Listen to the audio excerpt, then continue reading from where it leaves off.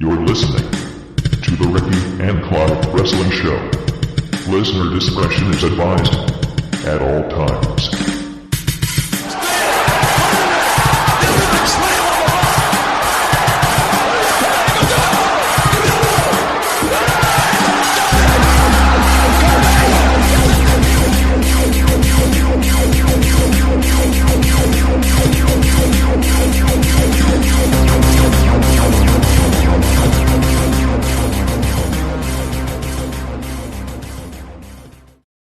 Hello, and thank you once again for downloading and listening to another episode of the Rey Ca and Clive Show, part of h-A-Mania's Chair Shot Week Extravaganza from our resident WrestleManiac, Rey Ca.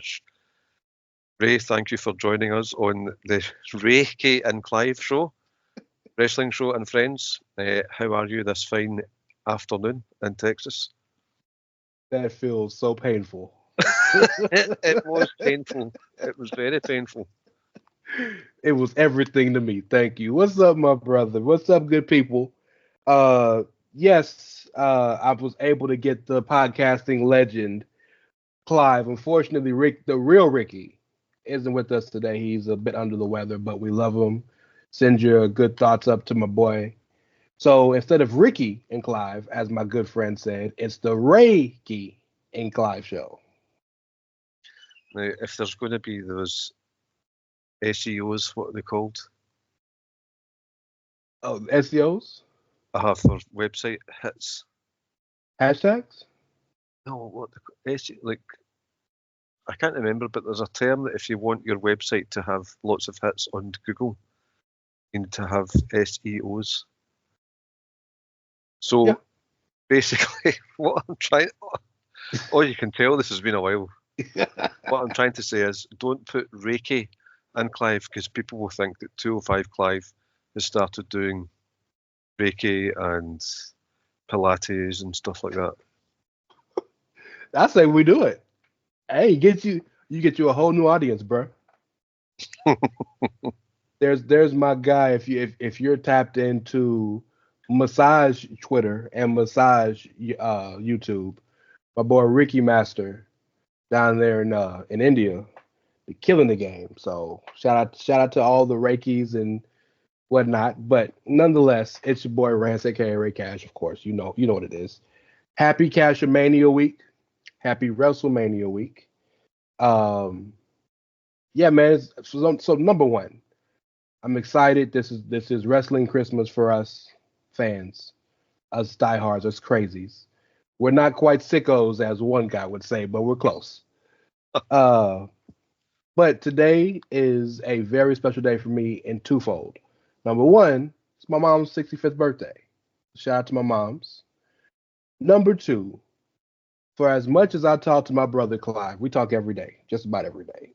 This is the first time we've been on air, on video, in probably a year and a half. Since March 2023. So 2 years. Wow. According to Skype's message thing. So any day I get to see my brother and just talk shop with you is a good day for me. So how do you feel about jumping back on the horse? I know it's been a good while. Well, and first of all, it was absolutely wonderful to hear Mags back, if albeit for one-off. I'm in a similar boat where this is a one-night stand. More than happy to celebrate WrestleMania week with Rey Cash doing h-A-Mania. It's worked out well, the timing, because, and let's be honest, I'll thank Netflix for this. It has been a lot easier for me to watch WWE programming over the last 4 months, and because of that, I've been able to watch what will be the main focus of tonight's episode, NXT, almost weekly. So I feel as if I'm in a better place to opine about wrestling. It's just good to talk to Rance. I'm excited about WrestleMania. I've been up with all the product. The main goal, and I've spoken to Rance about this, Ray, a couple of times about this before. They know my name, my boy. It's cool. It's all good. And I'm putting this out there.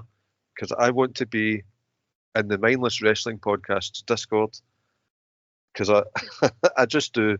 I want to hear the talk. Not so much be a guest on the show, because they might not know who Clive is, but if that is a thing where they talk about wrestling, I'd like to go in and school some people about their opinions. Talk nicely to people about their wrestling opinions. Hey man, we come on, man. You are a proud wink wink British person. You don't have to give the full sincerity here, sir. Scottish, not British. Thank you. I was waiting. I was waiting on that. That was on purpose. By the way, I don't want to go any further without acknowledging and appreciating my homie Jeremy Donovan, Josh, the young boy Josh Smith, Rich Latta, the boys over at Social Suplex.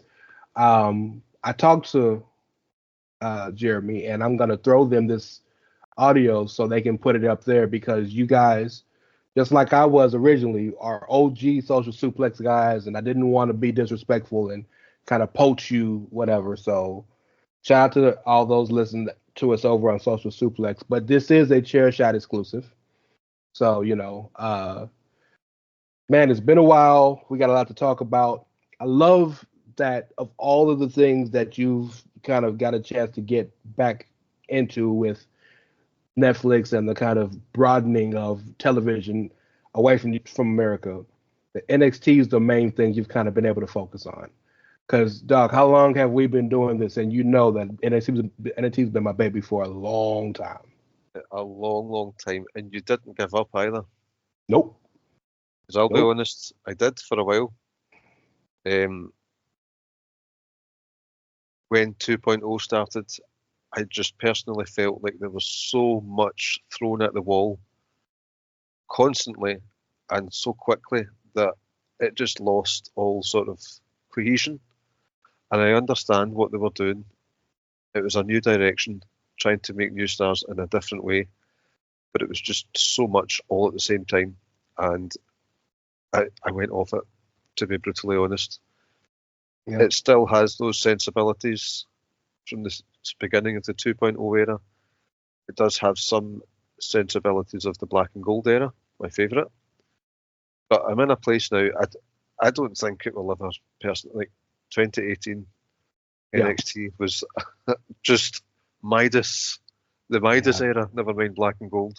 Oh, so good. So good. But I have been thoroughly enjoying what I've been watching recently. One of my issues at the start of 2.0 was the women especially felt like creator wrestlers. Mm-hmm. And they were all very cookie cutter, very samey, but I don't think that's the case now. It's very diverse. Lots of different characters in the women's division. So that's good to see. The Trick Williams, seeing him become what he is now has been a joy to see. Yep. As an aside, do you think it's working out for Carmelo on the main roster at the moment? Well, no, but Carmelo's not a guy that was going to make a major splash immediately for one reason, and it's unfortunate. But he's 5'10", so because of the height, he can wrestle. As he's shown, they trust that guy. They've given him major matches with Cody, major matches with Randy, major matches with all of the main players on that brand. So they know what they have in him. But they also, so much is going on. Rock is back. All these things.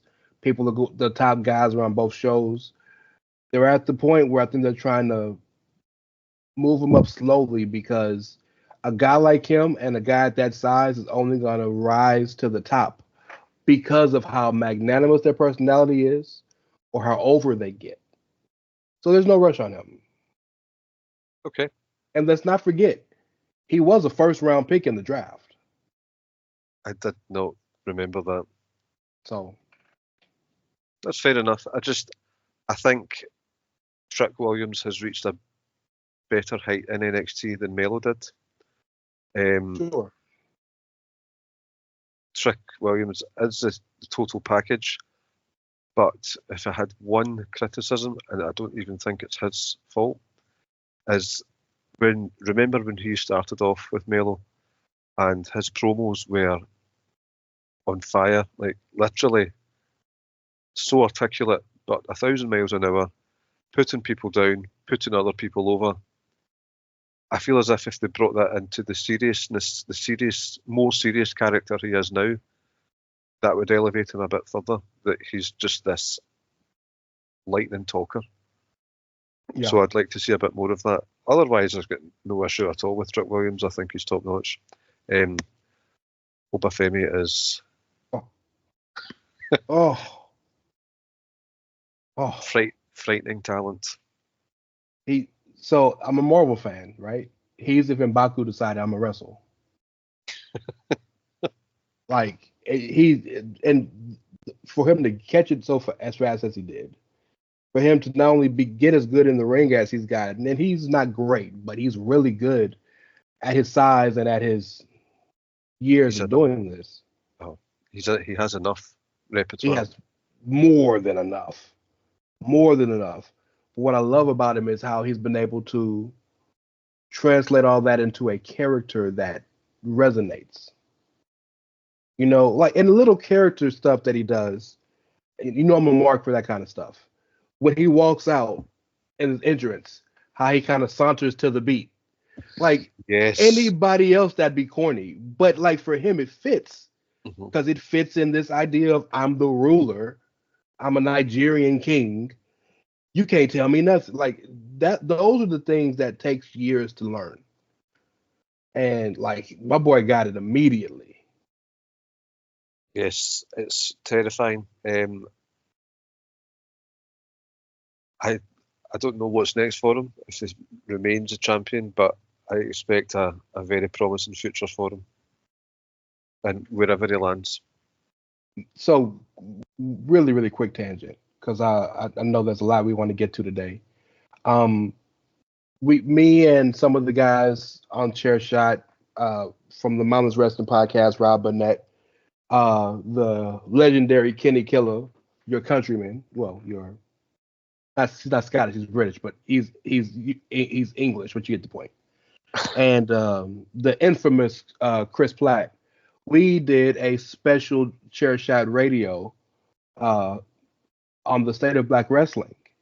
Because one of the main complaints and legitimate criticisms of the past 2 years, and a good portion of Triple H's time as the main guy booking, has been the lack of male singles wrestlers that have in the main roster that have been given real opportunities. Like I think until Carmelo had that match for the U.S. title as like a triple threat or something, there hadn't been a black guy in a singles match on pay-per-view for like since Ricochet and Logan Paul in 2022, 2023, whatever it was.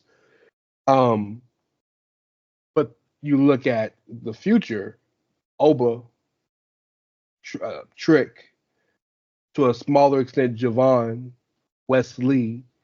Like there's a lot of people that are building up, and Trick and Oba are gonna start and immediately be stars because they can talk, they can wrestle, and they're tall.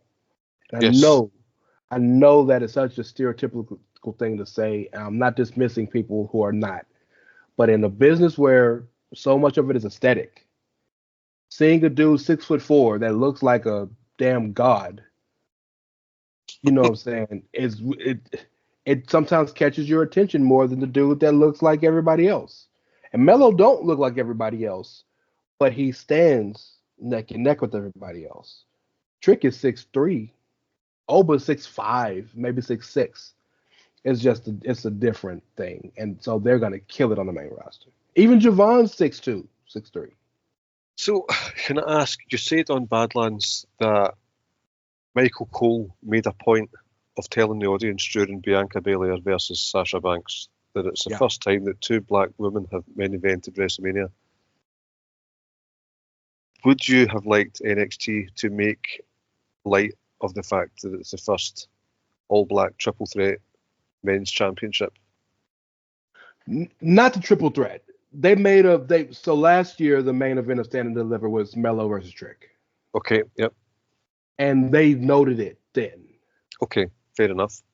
So I'm not for platitudes for the sake of having platitudes. Like, it's important to acknowledge it first, but like, you don't want to overdo it. Like, oh well, this is the first time 2 black women, 2 Asian women, a Samoan and a Hispanic. You don't want to get too down the weeds. You know what I mean? You want it to be organic. Organic. And so we've acknowledged 2 black men have reached, and mind you, last year, Trick and Mello main event at Stand and Deliver wasn't for a title. That's true. Blood feud. So like, they were the biggest, hottest act at the time. And so, yeah, that level of acknowledgement is important. When Bayley versus Sasha main evented Takeover, whatever Takeover the name of it was. I want to say no, they didn't main event Brooklyn. Remember, that was Finn, Balor, and Owens in the ladder match. Respect. The next pay-per-view... No, it wasn't Respect either. Right, I'll stop talking. It may have been Respect. Because the next pay-per-view was the first Dusty Classic. And that's why Finn didn't defend, because him and Joe were in the finals against Rhino and Corbin. But they main evented because they had the 30-minute Iron Woman match. And the acknowledgement of that was important because women had never main evented a pay-per-view. It's like, those situations when they happen organically are important, but you don't want to keep adding, well, this is the first triple threat, the first fatal 4-way, the first, like, what we're here for. So, but it's a fair question. I appreciate you bringing it up because, and black folk, I don't want to get too deep into this because while you, my brother, are a very beautiful, red-haired Caucasian man, you are definitely of and for the culture because you're my blood brother as far as I'm concerned. But there are sub conversations black people have about certain things and things of that nature. So like, the reason why people were like, Kofi's the first black man to win the world title at WrestleMania, or the first, well, he's not, the WWE title. Rock was, but Kofi is full black, and he's actually African born. There is the little kind of small differences. Increments, so yeah, these are 3 dreadheads, 3 dark-skinned, dread-headed black dudes. Mm-hmm. I never thought I'd see that. Yes, I think that's why it stood out to me. Sorry, I'm having charging cable issues. Oh, this is great podcasting. I love it. I know. So, I think it's because, was it last week or something, when they were all in the ring, and Javon Evans, who I would like to talk about shortly, they're standing there, and yes, all black men, all tall black men with dreadlocks, but they were all very different. They're all completely different styles. You've got Trick Williams, who's the agile athlete who's got the scissor kicks, the Booker T style. You've got Javon Evans, who's like a young Jeff Hardy. And you have, what's his name? Obafemi. Oh, the champion, sir.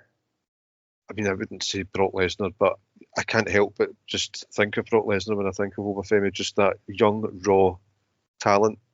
So to see such difference in all 3 of them, it stood out to me. And that's why I was thinking, while it has been organic, is there a push for, like, right, or has there been an acknowledgement? Because I do agree, the main roster has been severely lacking in colour in the men's side of things. Yeah. Has there been talks about, like, we need to push the future and push the future of main event WWE? I can't imagine there hadn't been. I like to make the joke that WWE main roster hadn't worried about black men because they think the bloodline and Samoans are black. But I don't doubt it. But what I love, so wrestling is supposed to be a meritocracy, Hmm. right? Like nothing is deserved, but and you can earn opportunities. One person picks and chooses who wins and loses, right? But you earn the opportunities you get. If you look at that roster, men's roster only, look at that NXT men's roster of the people who are regularly there. Of the top 5 dudes, you would list out and say are ultimately important to the show, seem to be fully full-fledged characters, good enough to excellent in the ring, can talk, and not just talk promo wise, but can talk in a way that can breed and garner fandom, whether it's making people like you or making people hate you enough they want to see you get beat. And I'd argue the top 5 people are in the top 2 title matches. Javon, Oba, Trick, Ricky, Stark / Saints, and Ethan Page. So I think by osmosis, they've just really gotten where they needed to get. But this isn't a case of, oh, we're going to put black people in the spot because we need them. No, they're good enough. Like I think they've earned the spot. Trick for sure earned the spot because that whole run with Carmelo, Trick didn't wrestle. Exactly.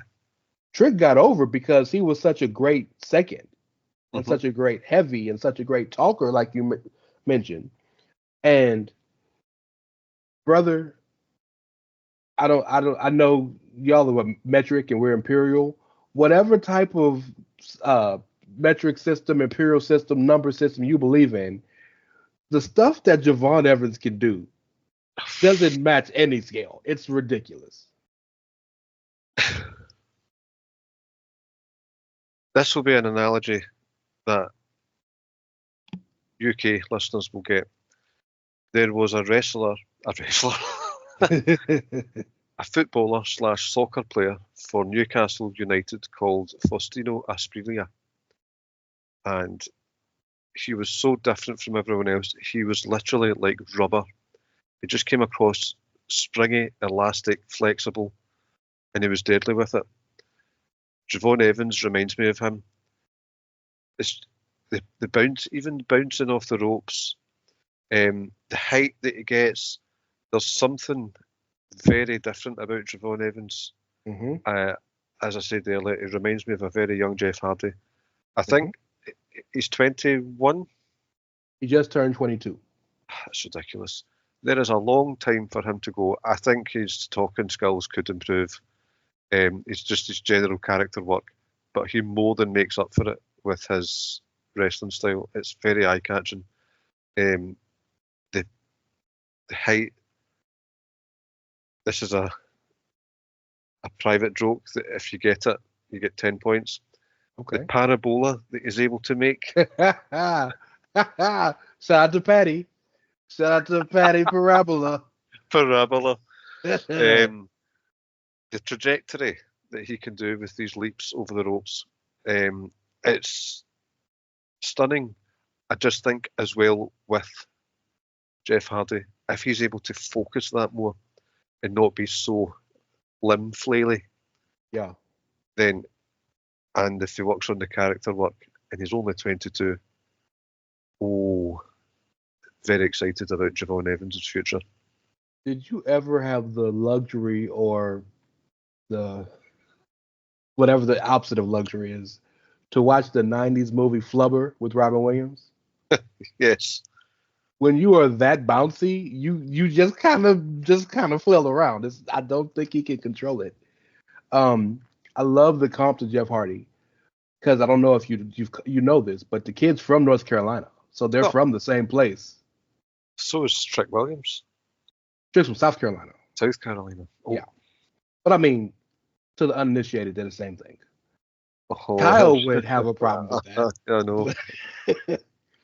And so I agree with you that Javon has to work on the mic and character-wise, but I love where he is now because, dog, that he's the most authentic talker to me in terms of, like, a lot of guys. Trick is really good at it too.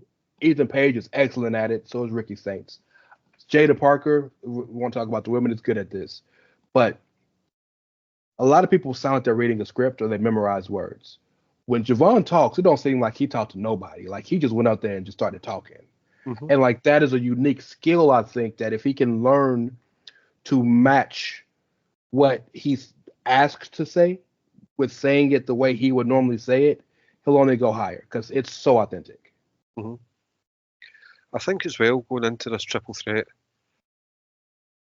because he has been warning Trick Williams and Obafemi about Dark State, and because he's dropped people a couple of times, it doesn't seem like an underdog. Now, I don't see him winning. I don't see that happening.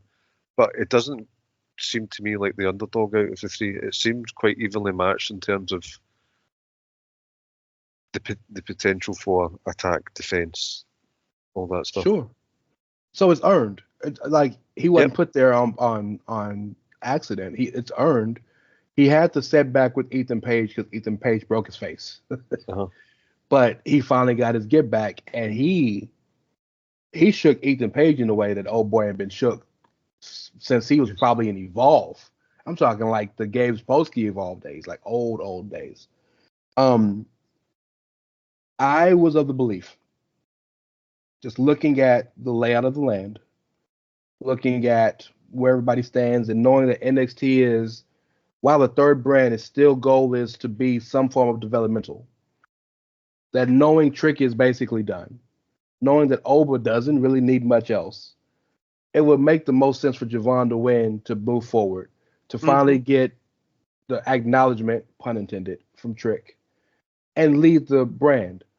But I know you didn't see the Go Home episode, but every episode the past 2-3 weeks, Javon be ending on top. Yep. So, like, you know the old adage, if you're on top and the Go Home, then you're losing. So I don't know anymore. Does that still? I don't pay attention to that. Does that still happen under the Triple H regime? They mix it up. They try to be, you know, they don't want it to be unilateral. They try every now and then, yes, sometimes no, but by and large, that's still the thought process in our minds. Mm-hmm. So I don't know, man. I want Javon to win. Because I think it's the best story opportunity. I wanted Javon to be the leader of Dark State, but they've moved away from that quickly. Yeah, and because Dark State's on the D'Angelos, we'll talk about that in a minute. I'm so excited for the match. Triple Threat, remember, Triple Threat rules also are no DQ, so I wonder, is Trick gonna involve some weaponry here? Are we gonna get a little brawlish involved? Possibly. Because Trick has been involved in a strap match recently. He's been involved in an underground match. Does he bring the strap out? We'd all like to forget that strap match. And I like Eddie Thorpe. We don't want to remember that. Did you enjoy that match? Up until the end. Oh, the wrong person won, you think? It seemed like a very anticlimactic one. The finish was bad, yeah. Yes, the finish was terrible. The finish was bad. It was as if it wasn't meant to happen. So the idea behind it was he hit him with his own move. He hit the trick shot on Trick. And that was supposed to be the thing. But he hit it so terribly, people were like, what happened? I know. Yeah. And I like Eddie. Yes, I don't have anything bad to say against him. Yeah, I'm not a fan of his as a heel, but, you know, I understand you got to be able to flex your muscle and do both. Mm-hmm. Speaking of doing both, if I made journalism onto our next match, we have a young lady who's the first person to ever hold both simultaneously, the NXT Women's Championship and the NXT Women's North American Championship, and La Primera, Stephanie Vaquer. Go ahead. Whatever that thought was, tell me what that means. That was a thought that's probably misogynistic and not required for this. Like, Stephanie Vaquer is a beautiful lady. Yeah, man. She Yes, is. sir. Having said that, now this is where, when I say to you during the week, I may have some comments. I forgot that the Go Home show featured a fatal four-way for the number one contender spot of the men's North American title match. Mm-hmm. So I thought that they were going into the match as a fatal four-way at Stand and Deliver for the North American men's title. And I was about to call bullshit because nobody there, I can't remember, it was Lexus King, somebody else was there saying I should have a shot. It was Lexus King, Eddie Thorpe, Wesley, Eddie Thorpe, Wesley, and Ethan Page. Like, I thought, this just screams to me of let's get as many people onto the card as possible. It's ended up not being the case. If you're listening to this now, NXT has aired. Because it's on overnight, I've not really had a chance today to watch it. Yeah. But moving back to the women's it's not even a North American match anymore. We'll get to that. There's a ladder match for that. We'll talk about that. Yep. This does feel natural. It feels as if all parties involved have do earn it. Jada Parker has inserted herself into things, which is good to see. It was only a matter of time before Jordynne Grace became involved in the main event scene, understandably so. Mm-hmm. She is a powerhouse, if there ever was one. But Jada Parker, through wrestling, through attitude, through character work, has made sure that she doesn't get lost in the shuffle, which is really good to see. It's reminding, because am I right in saying Jada Parker's been there before all of Jordynne Grace, Julia? Yep. So it's saying, excuse me, don't forget that I'm here. So, and that's very fair play. There's probably some legitimate, that's not the right word.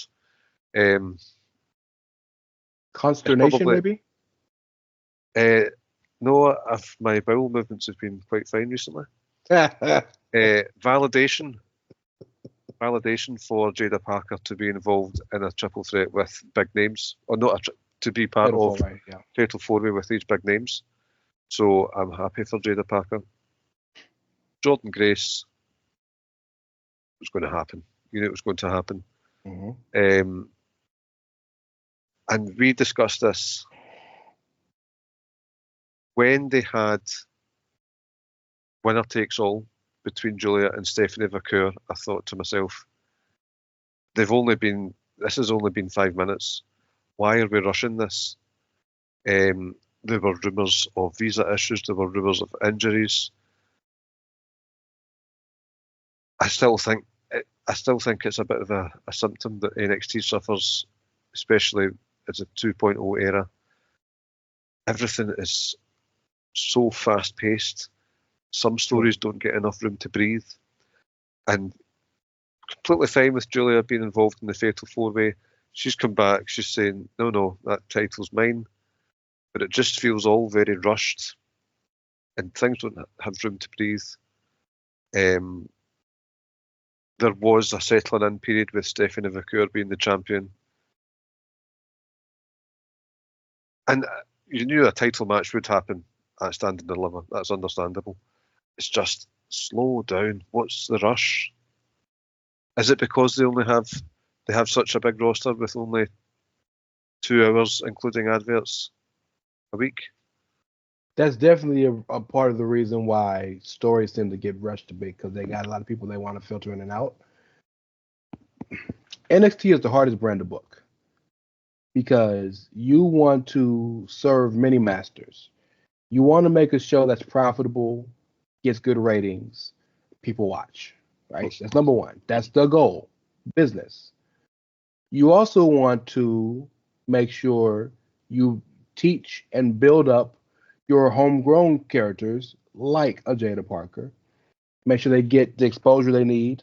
They learn against better talent, and they get put in opportunities to wrestle on TV in front of a crowd, create their character, get noticed, so you can possibly make money off of them when they go forward, merchandise, tickets, whatnot.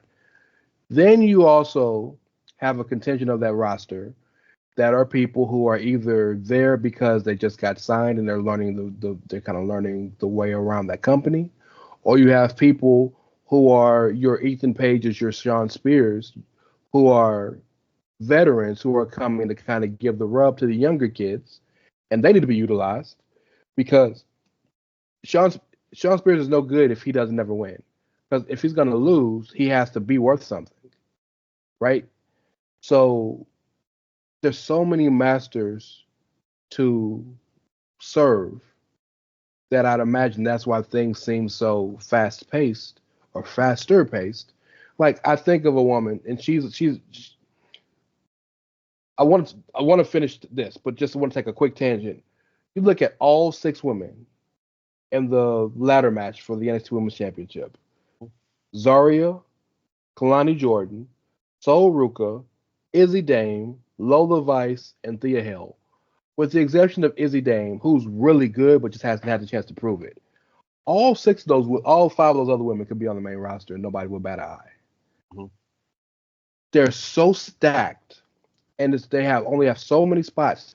Think about it. A 2-hour show is 8 segments, 15-minute segments. That is a 2-hour show, right? So those 6 women have languished to an extent because there's just not enough time, and you want to make sure other people get put in there. Like you look at this match, Stephanie Vaquer was AAA Women's Champion, was the New Japan Strong Women's Champion.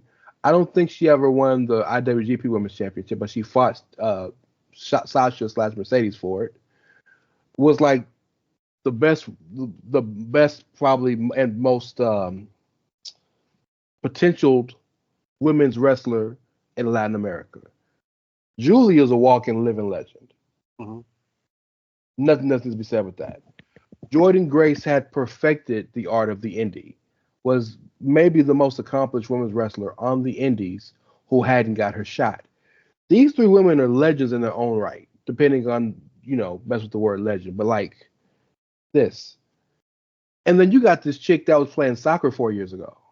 You know what I'm saying? Yep. That's in this role. She would not be in this situation if she didn't get the opportunities to have 5 minutes on TV, have interview. And then just like you when you mentioned her, Jada Parker's not a great wrestler. She's learning. She's getting there. That's not her forte. When that girl cut a promo, Oh yes. When that girl talks to somebody or gets a mic, when she gets the opportunity to show her character, dog, people listen. Yep. You know what I'm saying?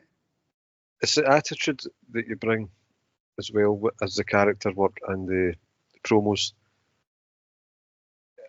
And I'm under no illusions that there's still a lot of work to be done in terms of fine-tuning the suplexes, listening to the referee at the right times, all the sort of technical stuff to go with wrestling. I get that. But there is a lot of attitude shining through in the women and NXT in general. So it's good to see that hunger. There's a hunger about the roster. But you build that hunger because you have young people that want the opportunity. You have people like, again, Ethan Page. Think about Ethan Page and Ricky Starks, just that feud in general. Both men signed with AEW, highly touted, right? Mm-hmm. Ethan Page came from TNA, where he was a tag wrestler who didn't really get a whole lot of singles run, and when he did, he wasn't as popular as his former partner Josh Alexander. He moved around with AEW, the big show, big check, and they barely used him. You look at a guy like Ricky Starks, who was on NWA Power. They don't talk about like NWA. I remember, so he was. So was LA Knight. That was LA Knight. And took that, got signed to AEW, had some really big feuds, some really big matches, some really big promos, and then you don't see him for damn near a year and a half. So like these guys are chomping at the bit for an opportunity. That's hungry. When you are a guy that has a level of notoriety, has a level of love or appreciation from the crowd, and you ain't been out there in 6 months, are you sure they're still gonna care about you like that? Hmm. That's where the hunger comes in. And so that's what I love that what they've been able to do in NXT is kind of make a little concoction of all those things that everybody hungry. Yeah, that might add to the rushness because everyone's just champing at the bit to get the wrestling going. Yeah, and again, then to like, I don't think you've ever taken a bump or been in a ring, but no, but you're a musician. You can practice a song at home in the garage, and you play at a certain tempo. And then you get in front of crowds, you get in front of fans, you get on stage, and you're gonna do it a half step or step and a half, a full step or a step and a half faster. It's Yep. because the adrenaline is going. That's it.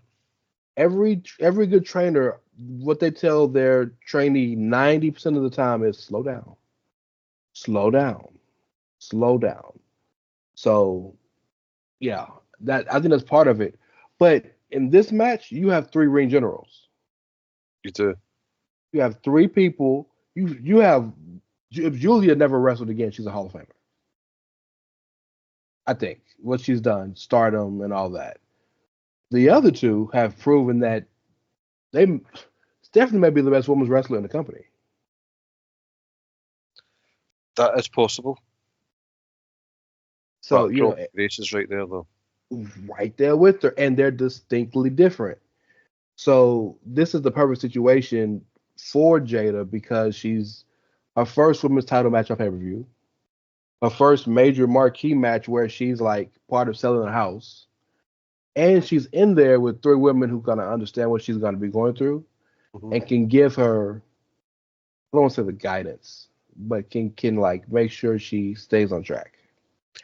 It's although it was a kayfabe thing, but do you remember the War Games match where everyone was helping very young Cora Jade through the War Games where they were talking about a dislocated shoulder and stuff like that? It will be like that, except not as obvious because they're all against each other. Agreed. So real fast, do you want to do predictions as we talk, or you want to do a full prediction at the end? Let's catch up with the matches we've talked about just now. Okay.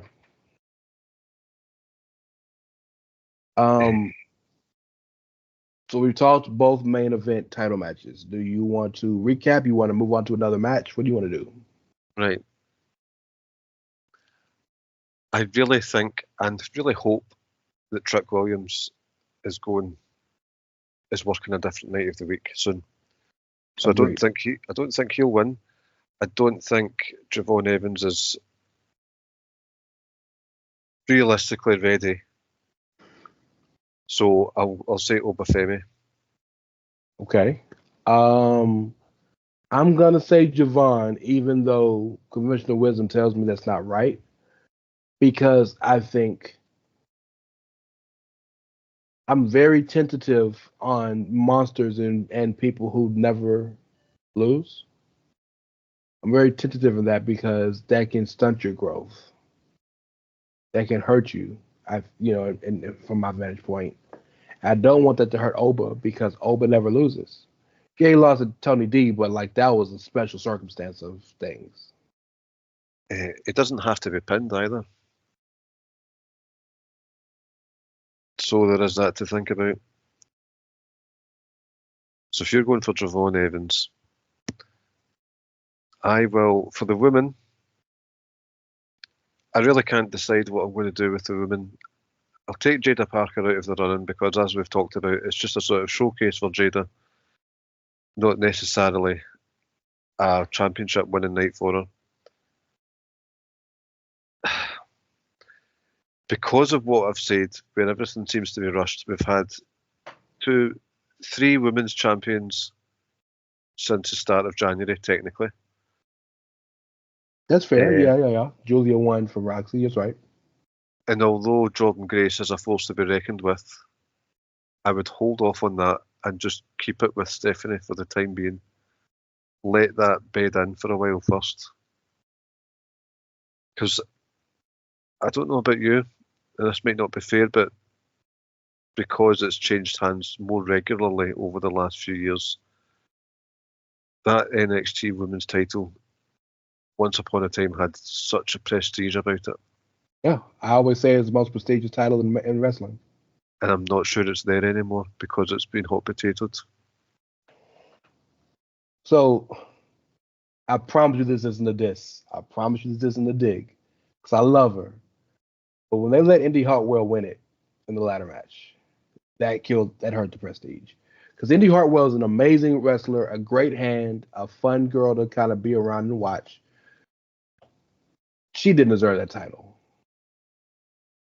I first of all, I forgot that happened altogether. But I don't disagree with you. I love Indy Hartwell. The wedding to Dexter Lumis was fantastic TV. Yep.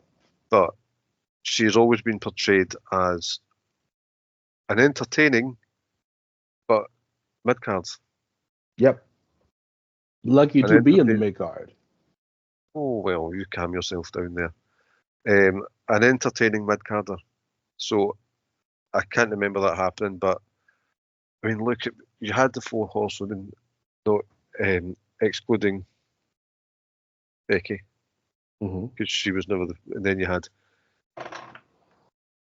Ember Moon, Asuka. Nia Jax wasn't, was she? No.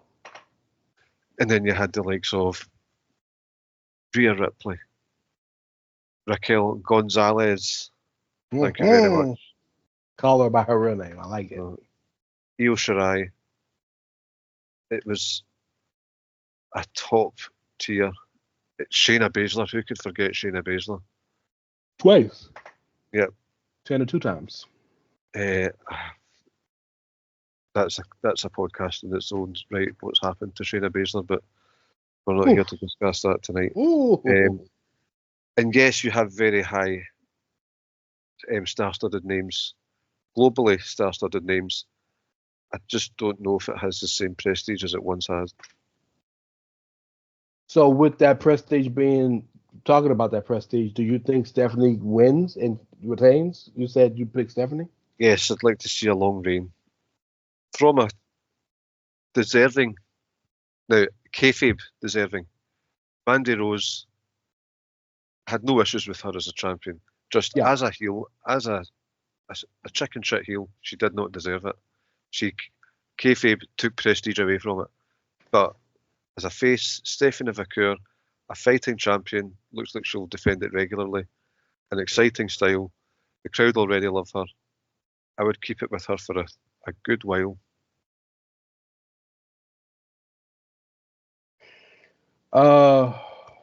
It's interesting. So you want the status quo to continue. You picked both current champions to retain at the WrestleMania show. Interesting. I don't know that I disagree. I think Stephanie will retain. I just unless they want to give her back to Julia and let them do a one-on-one feud, you put Jordan and Jada in this for a reason. So I like how you said it's a showcase, because I think it will be a showcase. The showcases normally end up with the right person winning, and so I think Stephanie also retains. So we got to talk about a match neither one of you, I'm not going to say we're not excited about, but I have some qualms. Okay. The tag team championship between Fraxium and the winners of the NXT Tag Team Gauntlet, Hank and Tank. What do you think about Hank and Tank? Because we've never talked about this. So I appreciate what they have been doing over the last few weeks with regards to meeting the Hardys, trying to learn, and there's the whole thing about them being not good enough. What can we do? Trying all these different styles. Usually when you win an opportunity to have a championship match, you've been on a winning streak. They have not. They look like the love children of Austin, Heavy Machinery, the Headbangers, and ECW's Devon Dudley. I love the specifics of that. ECW's Devon Dudley. Not Devon. Specifically ECW. It's the shorts. I just look at them and say, while technically that is an original look, it is just a mishmash and it's blatant. Hank and Tank. Oh, come on. These are the characters that you need to have a fully fledged roster, right? They are the spiritual successors to Heavy Machinery. Yes. And if I'm honest, from a booking standpoint, looking at it from a writer's eye, the way they got to this was really, really pretty, really, really clever. They're trying to find themselves. 1 week it's the Hardys, 1 week it's the Motor Machine Guns, 1 week it's Pretty Deadly, 1 week it's this other team, all trying to convince them what they need to do to be better, to be the best them. And then they finally realize, well, we're the best us without taking any of that advice. Mhm. It's a really pretty story. Yeah. But you're right. They won one match in like 3 months. Uh-huh. Also, this is the wrestling snob in me. I didn't want to like Fraxium for the longest. They have since not only won me over, I think they're one of the best tag teams of the past 10 years. And I know they have to lose the titles because they're long overdue on the main roster. So I'm a little bummed. Of all the great matches they've had, think about the matches with Chase U. Think about the matches with the No Quarter Catch Crew. Of all these great matches they've had, and y'all gonna lose the titles to Hank and Tank? Oh, surely not. Oh yeah, Hank and Tank's winning this match. Right, I'd just like to make an official correction on behalf of the Chairshot Radio.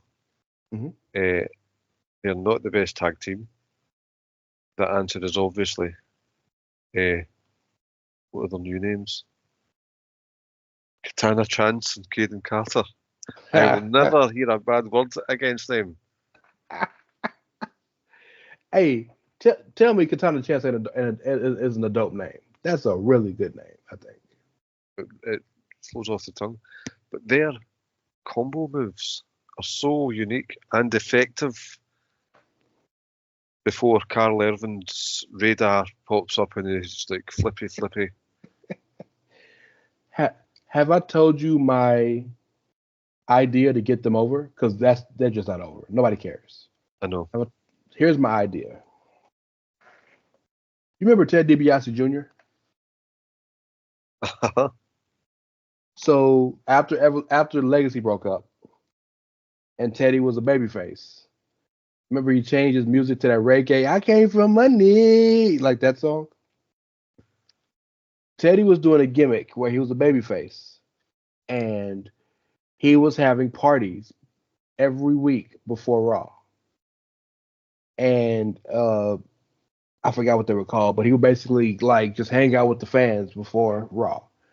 So if the character of Katana and Case and Caden are that they're party girls who like to rave, would it not behoove them, if they want to build some steam, before every Raw or SmackDown, whatever show they're on, they go out and there's a spot out there, you could have a trailer or a booth, whatever, where they hang out with the fans and they party with the fans. Music, they got those blasters, all that stuff. I think that would garner the appreciation and the I think that would garner the appreciation and the sympathy for them in the arena.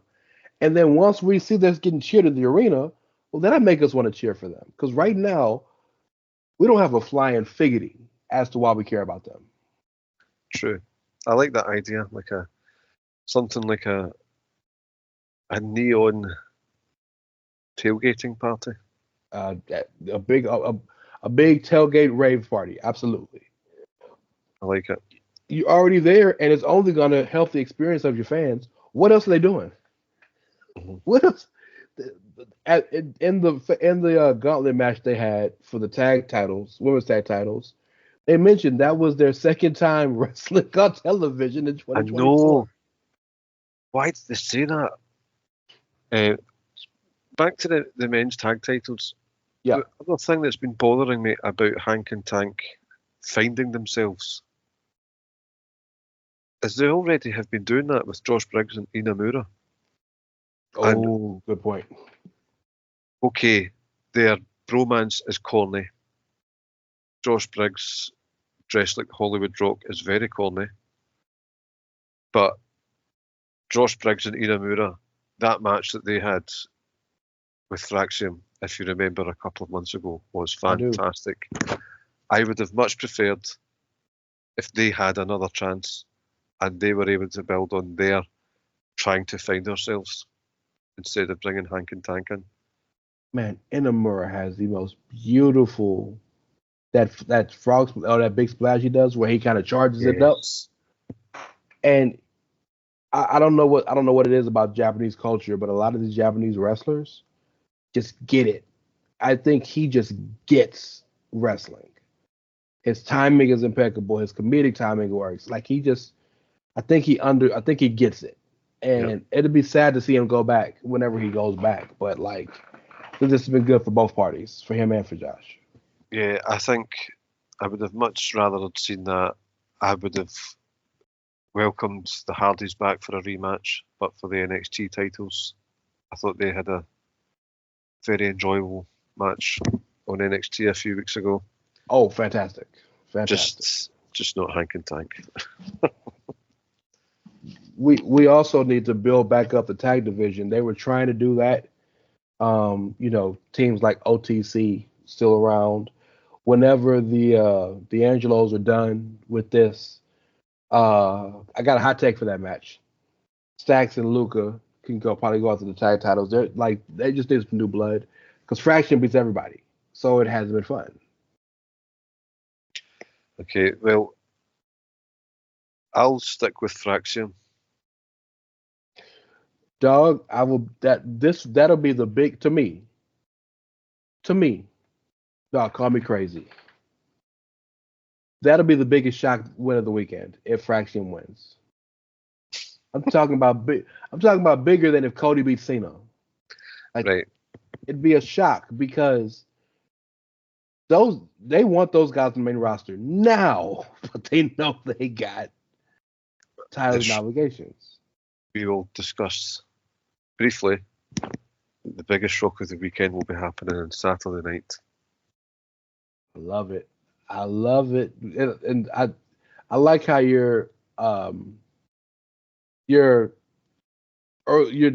it early. You're acknowledging your tribal chief. I appreciate that. Oh, not a day goes by. Brush your teeth twice a day. 2 litres of water a day. 3 square meals. Acknowledge my tribal chief. Yeah. That's what I'm talking about. Yeah. Okay, so we don't really have to spend a lot of time on this match because we touched on a lot of the things involving it, but Ricky Saints, Ethan Page. I don't know if I would have given Ricky the title as early as I did. I think I would have preferred this to be the other way around. For Ethan to be the champion and for Ricky to be chasing. Okay.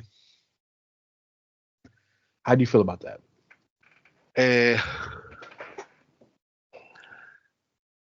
Yep.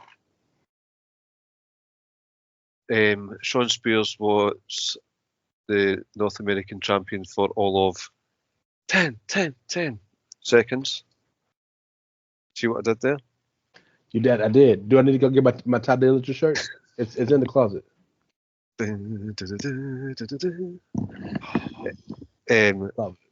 This is another thing that's been hot potatoed. What really was the point in Ty Dillinger having that title whatsoever? So the idea behind it which is always the idea behind an older person winning the championship, is to build it up and then to build a young person to win it off of them. I know it's another hot potato.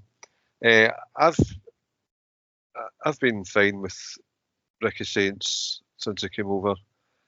Ethan Page has impressed me. I saw nothing of Ethan Page before NXT, so I enjoy it. He reminds me of Bobby Roode, I would say. There's that sort of calm, cool, composed, but deadliness about him that I do enjoy. As to whether it should have been the other way around, I'm not sure, because Ricky did come in. It was a shock. He appeared in the crowd. Ethan Page had just come off of the feud with Javon Evans. There wasn't really room for him to all of a sudden say, I'm having a shot at the NXT North American title. But there really wasn't room for Ricky Saints to have a shot either. It just happened. Again, it's just one of those things. We had a 2-minute talk during a promo, and then he has a title match and he's won it. And then straight away, Ethan Page comes in. So it all feels a bit rushed. I'm with you on that. Especially if you were just gonna have the Fatal 4-Way match, why have Ethan take him out? Yep. Like, I understand you're foreshadowing, but that's like a little too on the nose. Uh-huh.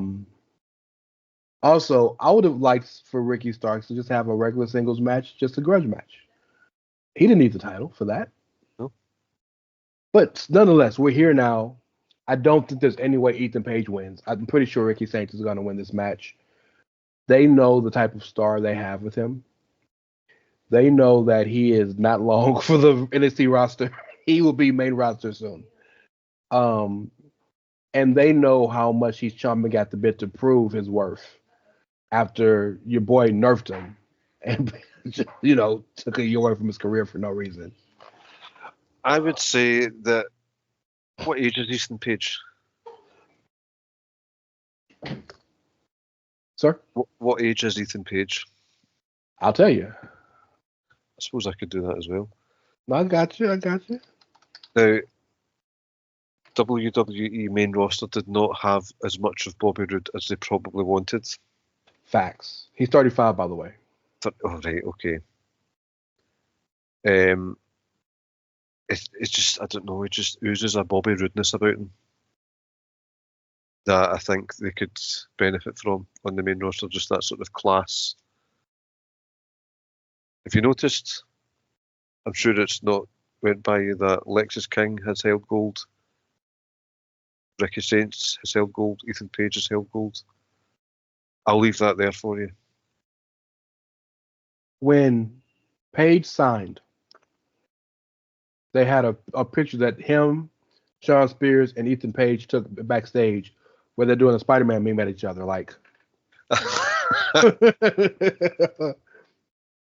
So that's hilarious. Yes. And you're talking about you don't realize how good you are right now, what you're doing. Oh, okay. Ethan Page is Canadian. Oh. And get this. Bobby, 2 syllables. Ethan, 2 syllables. Roode, 1 syllable. Page, 1 syllable. Look at that. And if I'm not mistaken, they might even be from the same. They're from the same province. Well, there you go. So you're good at this. I've done it before, Once or twice. A bit rusty, but I've done it before. No, you've been great, brother. You've been great. So we got through the top 4. I want to save these last 2 women's matches for last because they threw a women's match in the pre-show. But I want to talk about Dark State. I'm a sucker for a stable. Mm-hmm. I'm a sucker for new. I'm a sucker for chaos.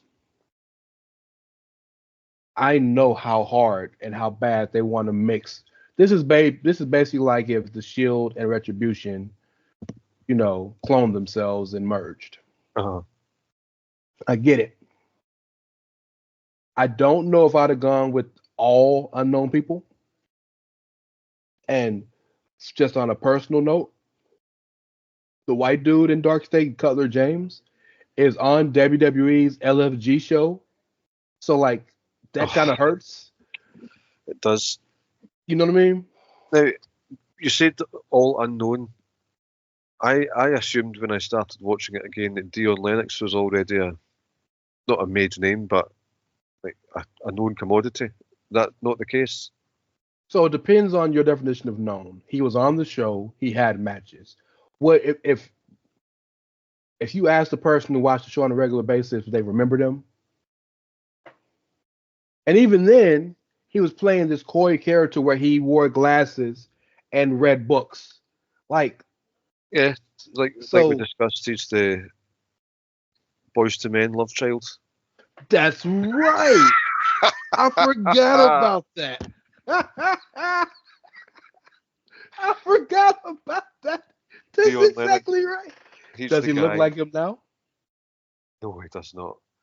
Dion Lennox is the guy who plays the sort of safe boyfriend in music videos. You're basically saying he's a Tyler Perry movie character. Turtlenecks. Well, yeah, dog. Like, yeah, the oh my god. So that's my only concern.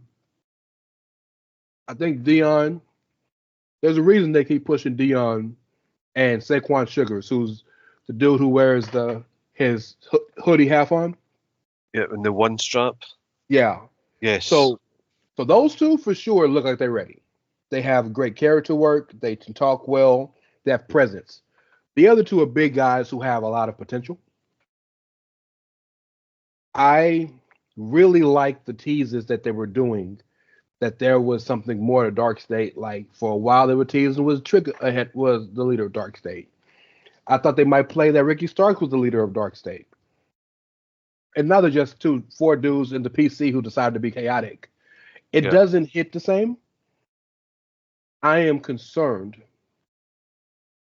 because I don't see a breakout guy now. That may come. I don't see a singles guy now. That will come. But I am concerned that if the idea to put people on TV in NXT is to make sure that works for them to go to the main roster, I feel very comfortable, Clive, and saying that as presently constituted, these dudes will not be main roster bound at all.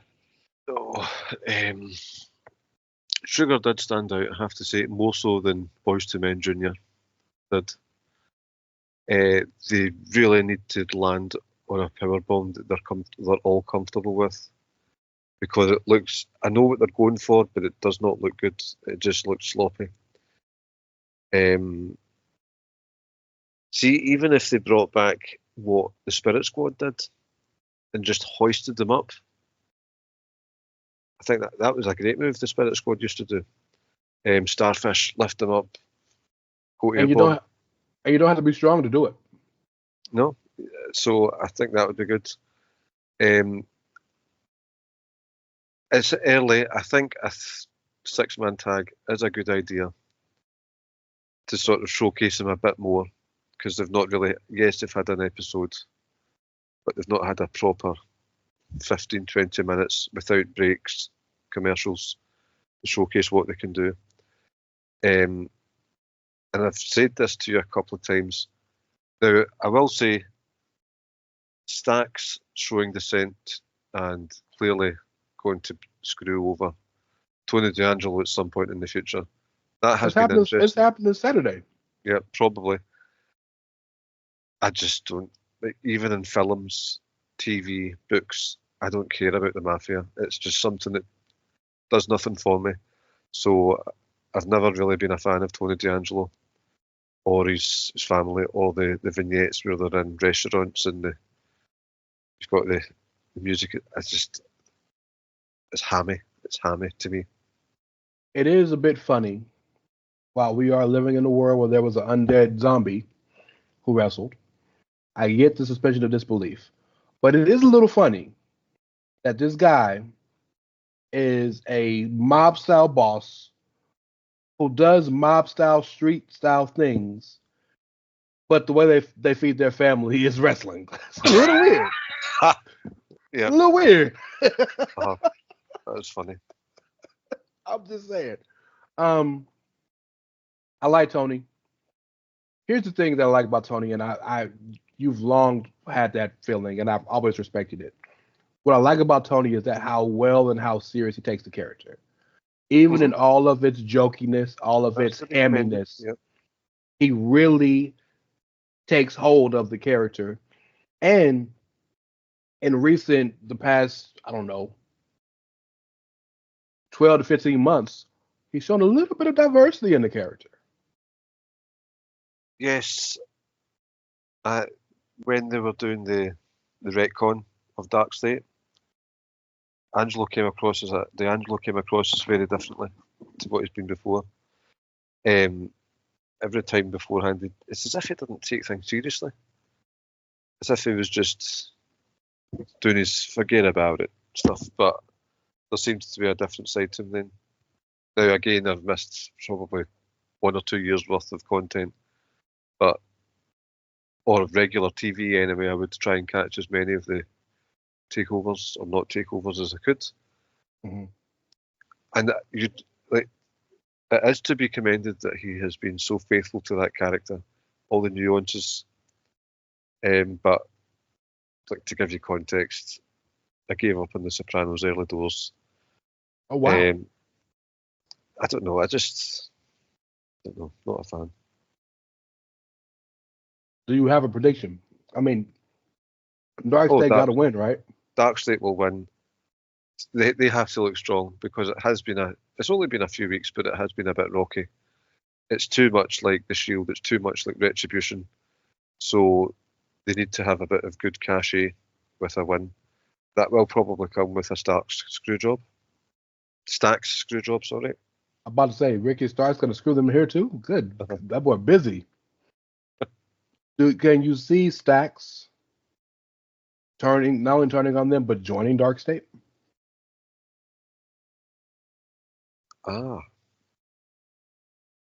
Could he be the leader? Does he have enough character to?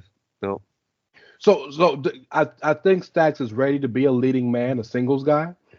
I don't think, from a sensible point of view, he can be the mastermind behind it the whole time, because they've had some very, very vicious fights. So it feels like something more that needs to be kind of born through blood than I was telling him to beat my ass the whole time. Like, that's a little weird, bro. Like, think Finn Balor in the Judgment Day. They beat Finn up for about 3 months before he was like, I guess I'll join. Why not? Yes. Okay. One more match on the main show. And then we have a pre-show match that we can run through real fast. So, ladder match. Stand and Deliver going to have a ladder match. That's every year. Mm-hmm. This time the ladies got it. You have the Aussie Zarya. You have the original North American Women's Champion, Kalani Jordan. You have probably the most underrated woman in the entire brand, Sol Ruka. You have Izzy Dame, who is on the come up. You got Lola Vice and all that she brings. And you have Scrappy Doo, Thea Hill. That's a great one. That's a character, isn't it? Scrappy Doo? Yep, that is. Okay. Sol and Zarya are a tag team and are friends. Clearly this match will be built around them having to go against each other, splitting up. I think I want Sol Ruka to win, because I think, actually I don't want her to win. I want her to get called up, but she won't be. So I want her to win. I don't quite know where to go with this, because I can see all 6 winning. But Sol seems like the most necessary to get this accolade. Right. So Sol Ruka's finishing move is unbelievable. That has to be said. And oddly, despite how elaborate it looks as if it's the least telegraphed move that she does. Otherwise, a lot of her moveset looks telegraphed and there's a lot of setup involved. So I would like to see more of her overall work become more natural. Booker T alluded to it, saying that she likes to stop and take in the... No, she doesn't actually stop to take in the applause, but it's as if she's giving herself a wee pat on the back whenever she does a fancy move. And fancy moves, they are. So, and also, this is a roundabout way to get into my bigger gripe about this. We have seen in the past that ladder matches don't necessarily just have to be the participants involved to have a memorable match. Look at the TLC matches in the 2000s. Spike, Rhino, Lita. Remember that, just as a tangent, remember that absolutely beautiful bulldog that Spike Dudley gave Christian? Or out the ring to the table? Oh, it was all so perfect. Mm-hmm. Like, you could have put a spirit level on on them and it would have just been level the whole time. It was gorgeous. Anyway, you don't need them. It doesn't just have to be the participants. So I would much rather, let's not beat around the bush. Lash Legend should have been in that title match, right? And I think Zarya is excellent. I really enjoy her. I thought she was fantastic in I can't remember the name of the stipulation, the countdown match. Iron Survivor, that's what it's called. She was excellent in that. And I do agree that Zarya should have been in, and is in, the ladder match. But Sol Ruka could have come down and helped. With a few others. I know Lash Legend is in a tag team, and she's in a qualifying match for the women's tag team titles. This might be something that you can help me with. Why is she languishing and things like this? It's like ladder match. It's not just aerial prowess. Power in ladder matches is also a joy to watch. I just don't get it. And this has nothing to do with my emotional feelings towards Lash Legend. They are very strong. They are super strong. Strong like her thighs. Oh, dear diary. Dear diary. I think the reason is because, this is just my opinion, Lash and Jakara are already called up. Okay. I believe that they're already considered main roster wrestlers. They just have to get through the cycle and finish up what they're doing. Okay. So to showcase her in that situation would hurt someone like Zarya who hasn't had that showcase. So okay, in this match, you have two quote unquote hoss women, Zarya and Izzy Dame. Neither of them have ever had a showcase ever. I mean, the Iron Survivor, yes. So I don't want to be flippant here, but you know what I mean? Like, for as big a signing as Delta was becoming Zarya, how many showcases has she really had? Not much. There has been a focus on her. This is true. There has been a focus on her, but was it Last Stand and Deliver? Whatever. No, the original North American women's ladder match to crown the champion that Kalani won.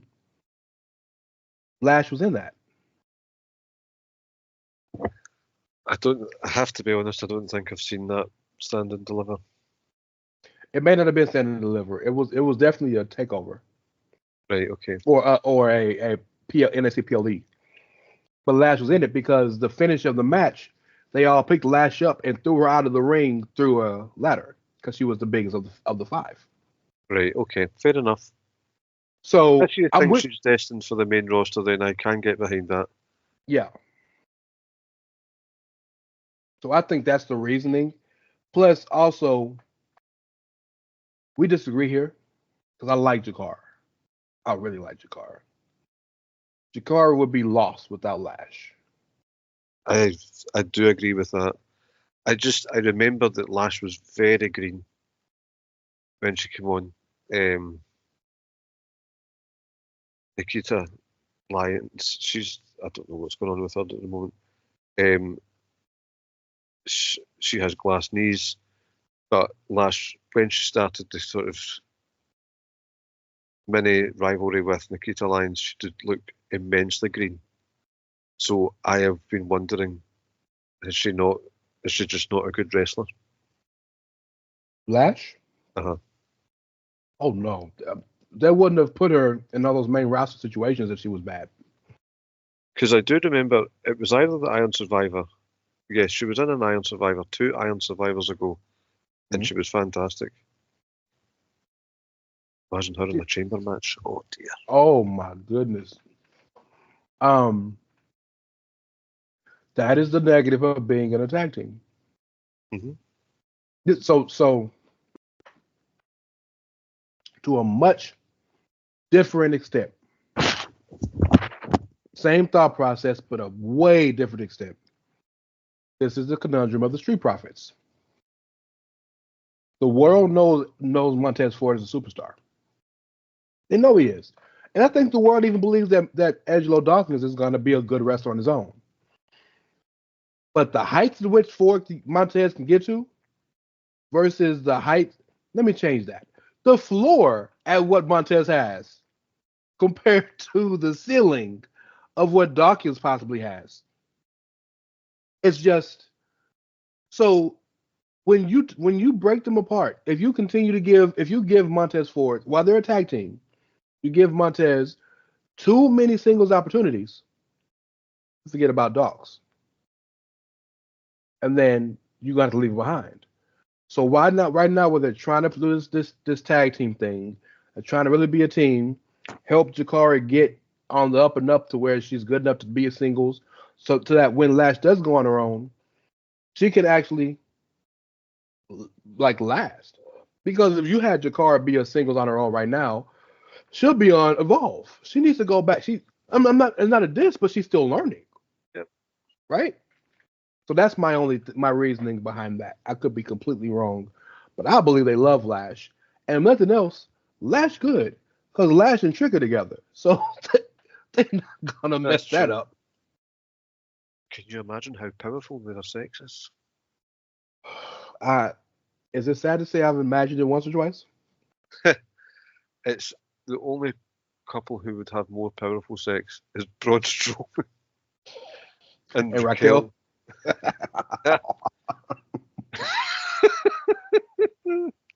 The images, you just hear powerlifting screams and jerks. Ah, ugh. Oh. Okay, I need a winner. Oh, that's hard. That's tough. Fatal 4-way. Well, yeah, give me your winner for the ladder match, and then we'll get a winner for the pre-show tag team. I'm going Soul. Right, I think it will be either Soul or Zarya. Will you accept that as a prediction? I absolutely will because I think the match is built around them. So yes. Yeah. Let's go with Soul because Zarya would be a more believable heel when she barbershop windows Soul Rey Ca. Oh, she's gonna murder her. Oh, and by the way, if I can be ever so heterosexual for just a moment, Soul Ruka recently, keep doing what you're doing, baby. Keep doing what you're doing. Tyler Bate is a lucky man, just for the record. Oh, really? Yeah, for a minute. We'll give it a minute. Okay, pre-show. The Meta Girls, Lash and Jakar. Fatal Influences, Fallon and JC Jane. The Oddballs, Tatum Paxley and Gigi Dolan. And the old school best friends, aka Punk's kids, Roxy Perez and Cora Jade. Winner gets the number one contendership. Folks, kids. I mean, right? That's what they are. Winner's the number one contender for the Women's Tag Team Championship. That is tough because if you believe that Metaphor are main roster bound,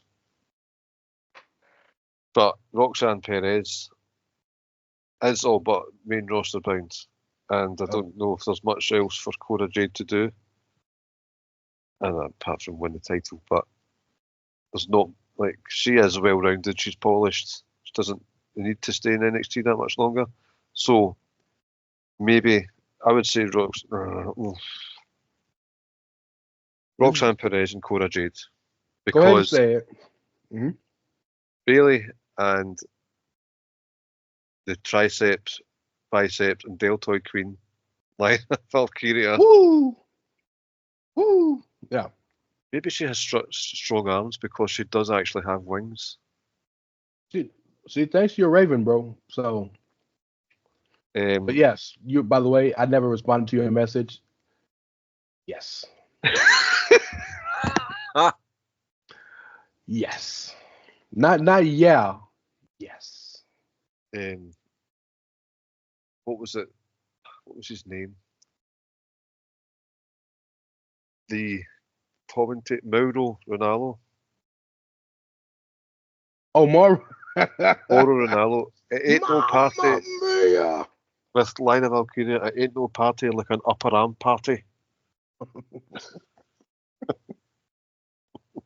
Mauro was one of a kind. The Line of Valkyria, Bailey, they'll probably win the tag titles at Mania. Don't you shake your head at me. So, but Bailey and Valkyria need a heel tag team to face. So, I'm going to go with Cora Jade and Roxanne Perez.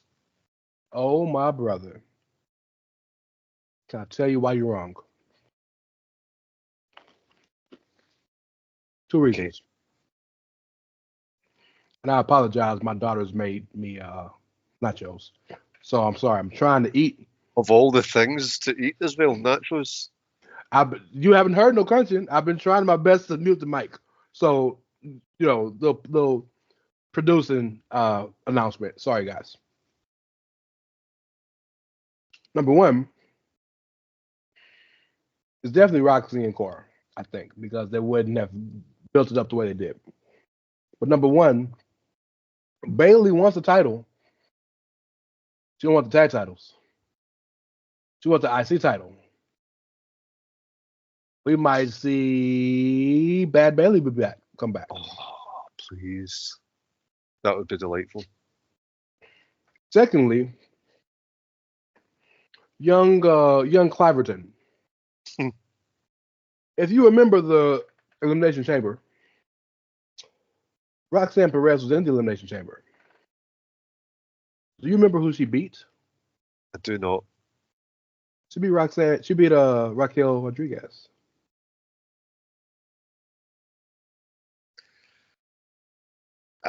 It's just no. I'm not disputing that it happened. I know because it like did. That.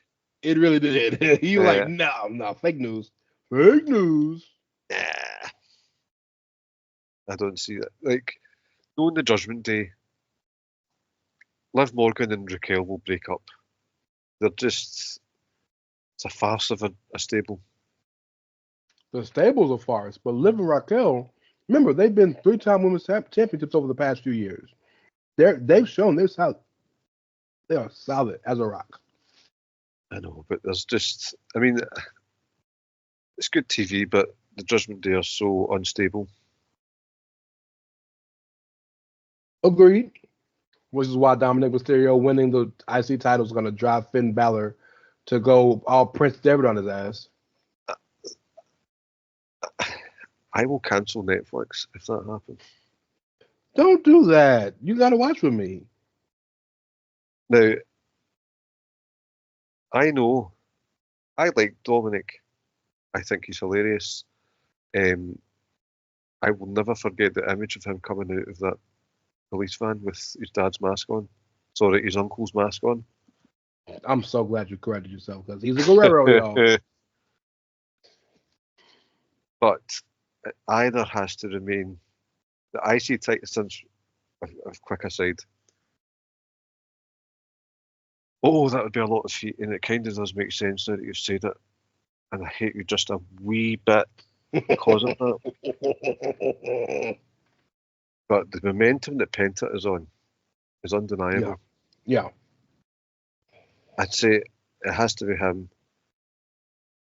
But can we just sort of marvel at Braun Breaker for a minute? Whew. Brother. So tell me how you would feel about a Braun Breaker Jey Uso feud as his first feud for the title.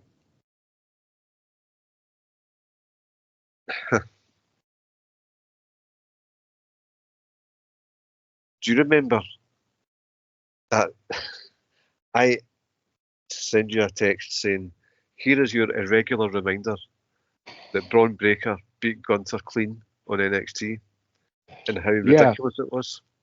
I hate you reminding me of that, but yes. Well, it did happen. See now. I mean, hey, what would they call it? The Mandela effect? I don't know. Now, I just can't. Braun Breaker is unbeatable. He is a monster. He is. Words cannot describe the power and speed in that young man. Carlito ended up in Scotland after that spear. I saw him flying by. That was a ridiculous spear. Is that the Aurora Borealis? No, it's Carlito. Carlito Borealis. Did you see he invited people to his funeral? It was like, it's been real. I hope y'all just come to my funeral. I love y'all. And people were doing videos to that It's So Hard to Say Goodbye by Boyz II Men.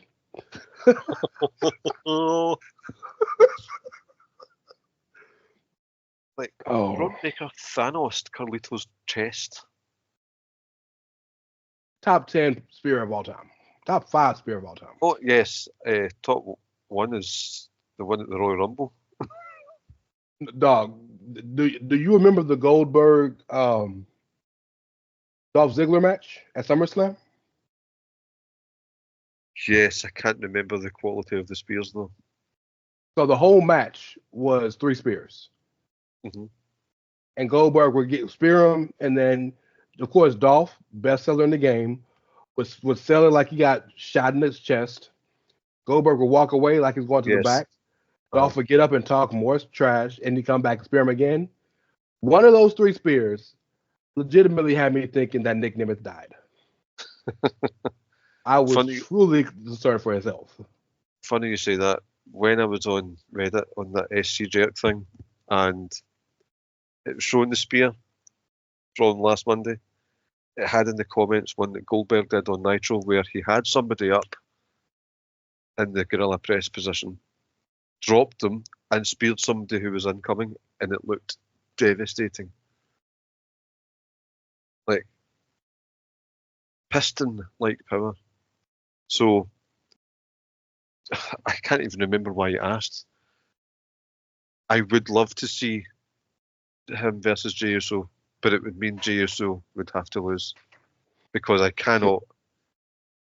Yes, there's been a bit of a turn in fortune of the mind, so to speak. His mindset, Jey Uso's mindset's a lot better. It's a bit more believable now that if he beat Gunther, but he can't beat Braun Breaker. Well, it's too brutal. To steal a line from the American football coach Lee Corso, not so fast, my friend. Jey Uso won his Intercontinental Championship from a young man who goes by the name of Braun Breaker.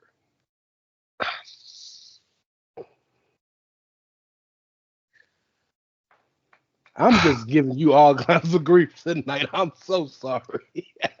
You know, it's been a while since I've been on, and since you've been doing wrestling podcasts, like the Outsider's Edge and whatnot, that I forgot how annoying your facts were.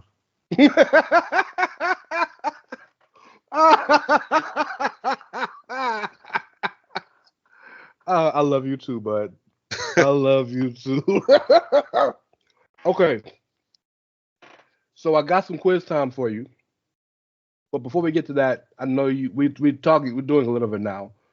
You got some hot takes about WrestleMania and you want to talk a little main roster. So floor is yours. Whatever you want to go, we go.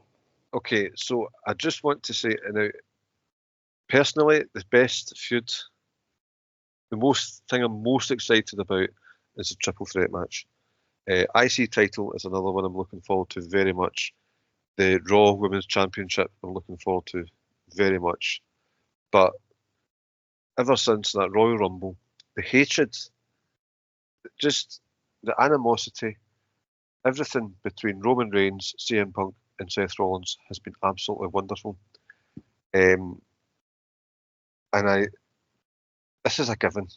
I don't mean to sort of tell people how to suck eggs, but this is the first WrestleMania on. Do you not know what suck eggs means? Tell people to suck eggs. Is it like the Dusty Such Eggs shirt that Flair used to wear? It's basically mansplaining. Oh, never heard that in my life. So telling Very somebody Scottish. that, yeah. This is Netflix's first WrestleMania. It is a streaming service that has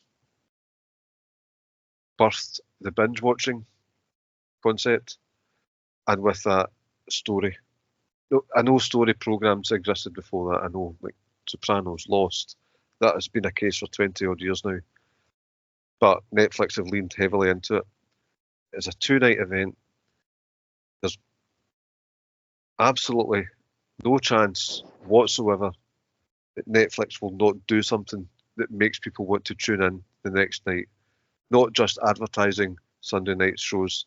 There will be a story arc that leads into Sunday night. And it has to happen. Like, they must do something that makes people want to tune in on this Sunday. Okay. Now, the tweet that I sent you earlier, the picture of, where Seth Rollins has been wearing old Rock gear recently. Mm-hmm. Even before I saw that, with what's been happening with The Rock, with John Cena, he's been doing the 1, 2, 3, the countdown on his arms and his hands. Something was definitely happening in that match. Not being sure whether it's been Punk, because Punk's been very talking about my friends here in Glasgow. I'm so happy to be here with you guys. He's been so desperate to be in the main event of WrestleMania. It seems to me that he would be the one that sold his soul to The Rock. But with this photo evidence of Seth Rollins, it's looking like him. Something will happen. And I'm going to make a very bold prediction that Sunday night's main event will end up a triple threat match. Wow. Because The Rock comes down and says, "Hooey," for a start. Seth Rollins will screw them over, join the devil, and then The Rock will say, "Thank you for dealing with my cousin," or something like that. I don't know. For putting CM Punk in his place, you've got yourself a triple threat match. You're in for the title shot. So that's interesting. Didn't see that coming. I'm locking step with everything else you said. I do think Saturday ends with Seth winning main event and joining Rock's new team corporate. I don't know about the going Seth into the. Yeah, that's a wild prediction, to be fair. I mean, look, he's done it before. 31 is this. He's done it before. It's not like it's crazy. That's true. I think Seth wants to join The Rock especially after last year, because he was the forgotten man in that story. Mm-hmm. Story couldn't happen without him. He knows he'll never overcome Roman in terms of popularity or in the eyes of the company. So why not sell my soul to the guy who essentially runs the company? And this is another way for Rock to get at Roman, because I think we all know Rock, kayfabe wise, loathes Roman and calling himself the tribal chief. Oh, yes. That's always been the case. He's just not said it out loud, but he despises that Roman Reigns calls himself the tribal chief. Yep. I didn't even necessarily think that Seth would win on Saturday, but Roman Reigns has never won a match against Seth Rollins. It don't happen, dog. It's the numbers are wild. So yes, they had the choke out at Royal Rumble 22, but Seth won that on disqualification, technically. Yep, exactly. Roman has never had the upper hand over Seth Rollins, and I love that little detail. And can you imagine at the end of the night if Heyman leaves Roman and Seth joins with The Rock, so Roman is all alone again? And think about it. And on the same night opening the show, Jey Uso wins the World Heavyweight title. Oh,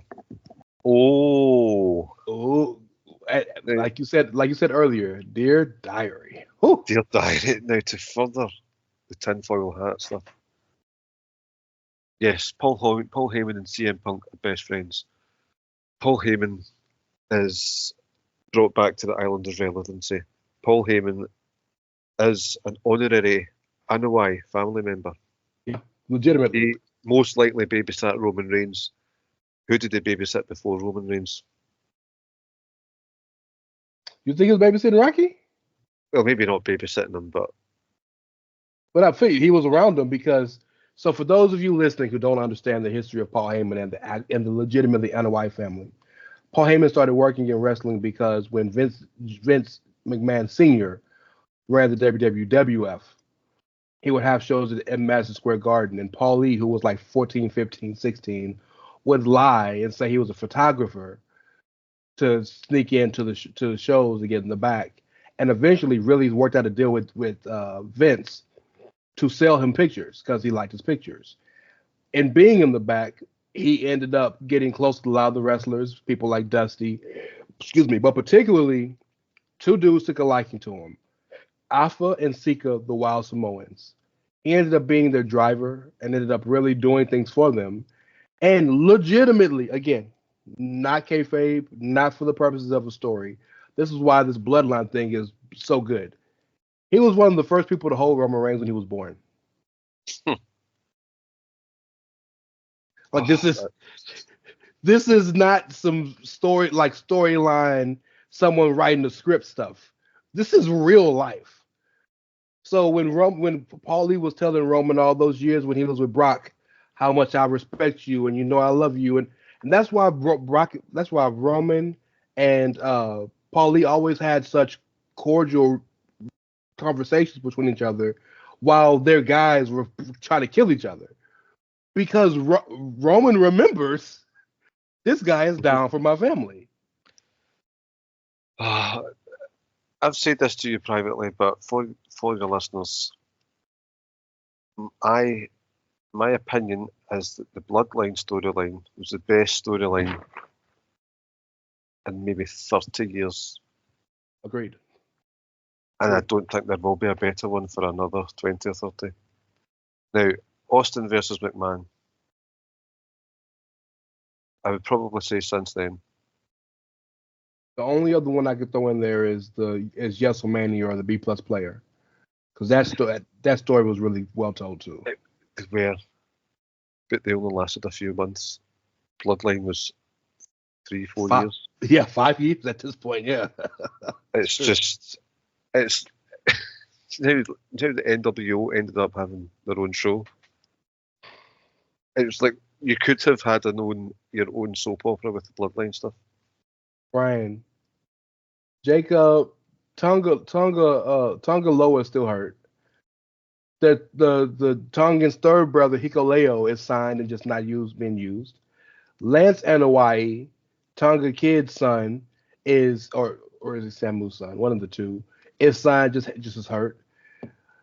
Umaga's son, who's going to be a superstar in his own right, Zilla Fatu, he's not even signed yet. There's so many other Samoans, dog, and this Anoa'i Fatu family. They really could have their own show. Coming soon to VH1 at home with the Anoa'is. Dog. If Ozzy Osbourne, who can't talk, literally if he can get a reality show, you're telling me Roman, the Uso, Big Jim and Trinity, aka Naomi, was on Total Divas. Oh, that's another match I'm looking forward to. Jade and so you take away the two main events, right? Mm-hmm. I think in totality, Gunther Jey Uso's heated up over the last few weeks. It has. It very much has. Yes, and just at the right time. But in totality, outside of both main events that are years in the making, the most well-done, well-told story on this card is Jade versus Naomi. Yep. And so we talked about platitudes earlier, right? About mentioning first. This is the first women's singles match on WrestleMania history that's not for a title and it's not a stipulation. And I say stipulation because you had the cat fight match with Terry and the cat, and you had the Dawn Marie. No, that was for a title. Molly and Victoria. Or was it for a title? Right. Okay. Yeah. Because she was the champ, but wasn't on the show. So she told Vince, "I want to be on the show," and he was like, "We don't have time." So she was like, "Well, what if I shave my head?" Yeah, and he was like, "Put her on the show." That's why she was still getting a haircut when Kurt Angle made his entrance, because they weren't supposed to be on the show. But the other one was Tori Wilson and Dawn Marie or something in like a Playboy pillow fight or some craziness. Uh-huh. But this is the only time there have been two women who have a feud, a vendetta, and no title, and they said WrestleMania. And what has Kyle Moore's been saying for several years? They need to have more non-title women storylines. Well, if we believe this rumor that we're getting Evolution 2 this summer, they better get to the getting. Yep. I'd be up for an Evolution 2. Oh, I'm so ready for it. It's way past time. And you have, not only do you have such an expansive roster, but you have full access to TNA too. Oh. Lovely. Lovely. Any other thing you want to get out of here on get out on WrestleMania, or you want to do some quiz time? No, I'm looking forward to it. I'm off work both days. I'll watch it on Netflix. I'll hear Michael Cole swear, probably. Son of a bitch!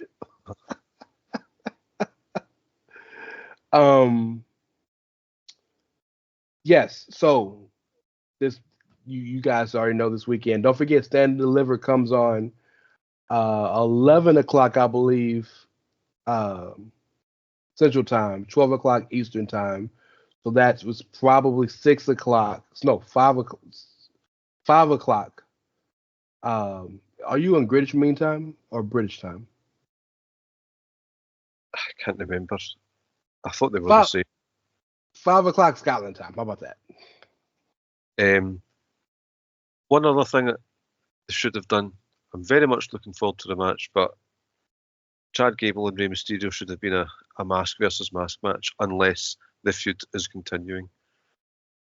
I agree with that. I just don't think they had enough time to really build that up, because Lucha del Puestas is such a story-rich, long-term tradition of a match, and to throw it throw it together in like 3 weeks. Yeah, but that a mask is coming off of that match. That ain't gonna be Rey. Do you know what Chad Gable orders when he goes to Starbucks? Oh no, I don't. What does he order? El Grande Americano. Should have known. You should have known. You should have known. I'm disappointed in myself. Okay, so before we do quiz time, tell me, can you hear this? It's Monday night, dude. It's still early in the game right now, so I kind of am relaxed. Did you hear that? I heard some dialogue, yes. Monday night, uh-huh. Okay, good. Okay, because I have 7 questions for you. 3 of them are music questions. 5 of them are music questions, and the other 2 are supposed to be a back and forth between you and Rick. But we'll just do that with me and you, okay? But before we get started, you've done enough. Would you like me to do a live rendition? Go for it. I'm not prepared for this, by the way. I can't do it just like you can, but by the way, I have a Mac now. I think I'm gonna make that on GarageBand and send it to you just for the hell of it. Excuse me. It's fucking quiz time with Rey Ca. and Clive and Rand. NXT quiz. Let me guess. You're uncomfortable using bad language in your house right now. Trying to be good. Trying. Trying to be good. It's still a little early. Normally don't care. I cuss around them, but F word is just a little bit much. Post watershed. It's pre-watershed for you. Just a little bit, and my 18-year-old is really trying to be strong and solid in her faith, so I'm trying to be better. So I'm trying to be responsible dad. Okay. Now, if it's just me and Alyssa, let that thing fly, baby. Okay, so we're talking NXT, and I was expecting Rick to be here, who openly will tell you don't know shit about NXT, especially currently. So I tried to find some stuff that you guys would remember. So I thought, well, let's do some music. So I'm going to give you 5 themes, and I want you to tell me whose music it is. Okay. Now they're easy. The last one is a little difficult, but the first, they're very easy. If you don't get them, I'd be very disappointed. Okay. And then once we get through these, I'll tell you the last 2 questions, okay? Okay. So, Clivert J. Cliverson, name that tune.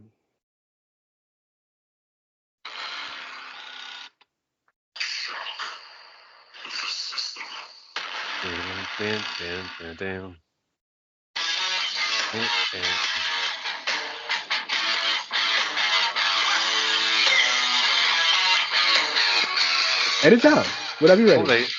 I was just reminiscing about 2018 NXT again. Good times, huh? Undisputed Era. Can you name all 4 members? Roderick Strong, Kyle O'Reilly, Robert Fish, and he who was raised by black folk, Austin Jenkins, aka Adam Cole. The joke that will never die.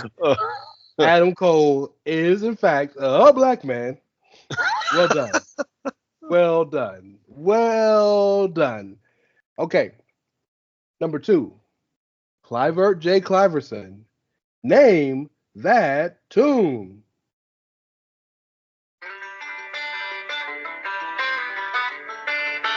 Oh. Yeah. All right. Look, let me tell a little story about a guy named. He sat at home hurting, had to make up for the time, but he I started can't playing remember tennis. his.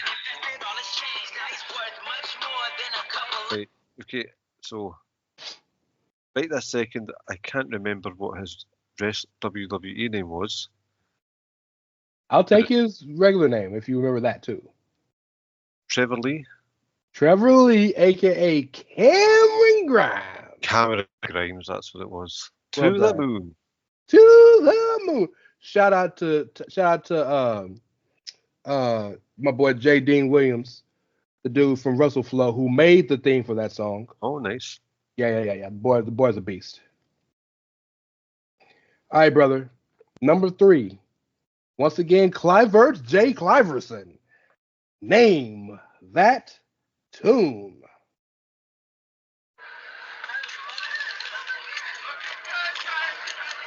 Boy. Do you know it already? Tyler Reese. Prince Pretty himself, Tyler Breeze. Oh, remember the Fashion Police. Look in the fashion files. Yes, such good stuff. Well done. See, I told you the first one were easy. Mm-hmm. This next one should be very easy too.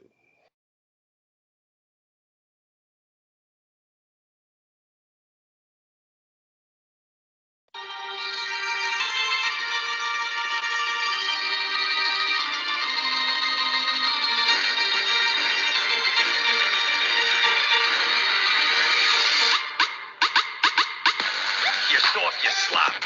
Ah, right, okay. When it went all dubsteppy, I recognised it. Enzo and Cass. 100%. And don't be SAWFT soft. For the record, WWE, NXT, Def Rebel, all people made these songs. CFOS. We don't own this music. Please don't copyright me. This is just for the purposes of a quiz with my good friend Clive. All right. Here's the one that I had that's a little difficult. And I'm going to play the OG thing because you would not get the newer thing. All right, okay. Well, I'm not going to hold you. I'm not going to, down you. You may have gotten it. Now, again, this is a little difficult. So, Clivert J. Cliverson. Name that tune.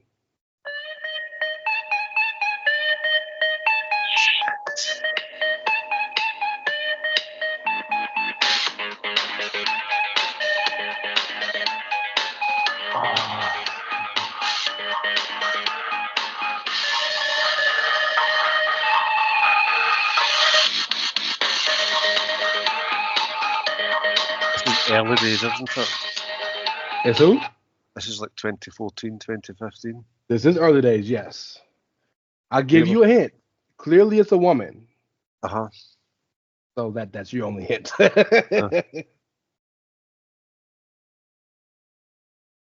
Oh, so close.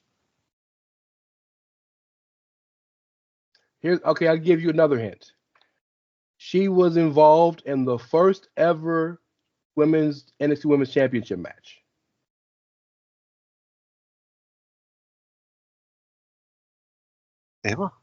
Emma with the stupid little dance.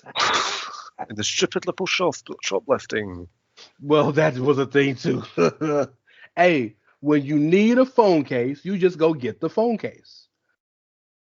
I have a bonus one for you. You ready? Uh-huh. I don't think you'll get this one. I think this one is way out of your league. Okay. Nonetheless, Clivert J. Cliverson, if you can, name that tune. Oh.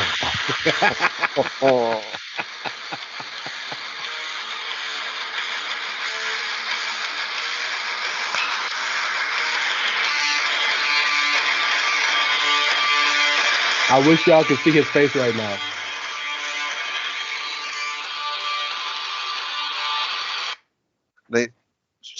The answer is the Ascension. For listeners new to me, that is my daily listening genre. Like, that's what I listen to as a matter of course. So that music, Ranch just gave me life right there.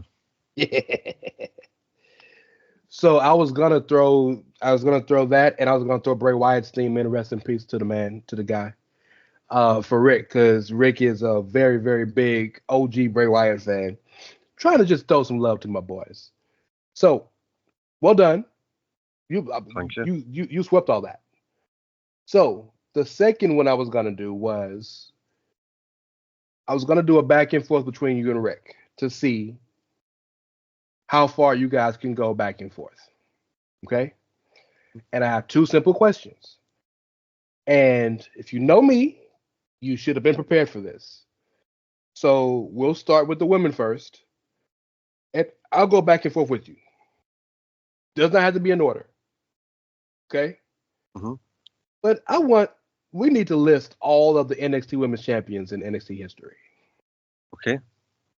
All right. So you do one, and then I'll do one, and you do one, and I'll do one. Now I have the list here, so and I know it. I know them. Do you think you can name them all? Oh. You know what? Let's try that first. I'll help you when you need help. Right. Okay then. Indy Hartwell. Well, that's one. Right. So let's work backwards, and there will be some gaps. Julia. Stephanie Vaquer.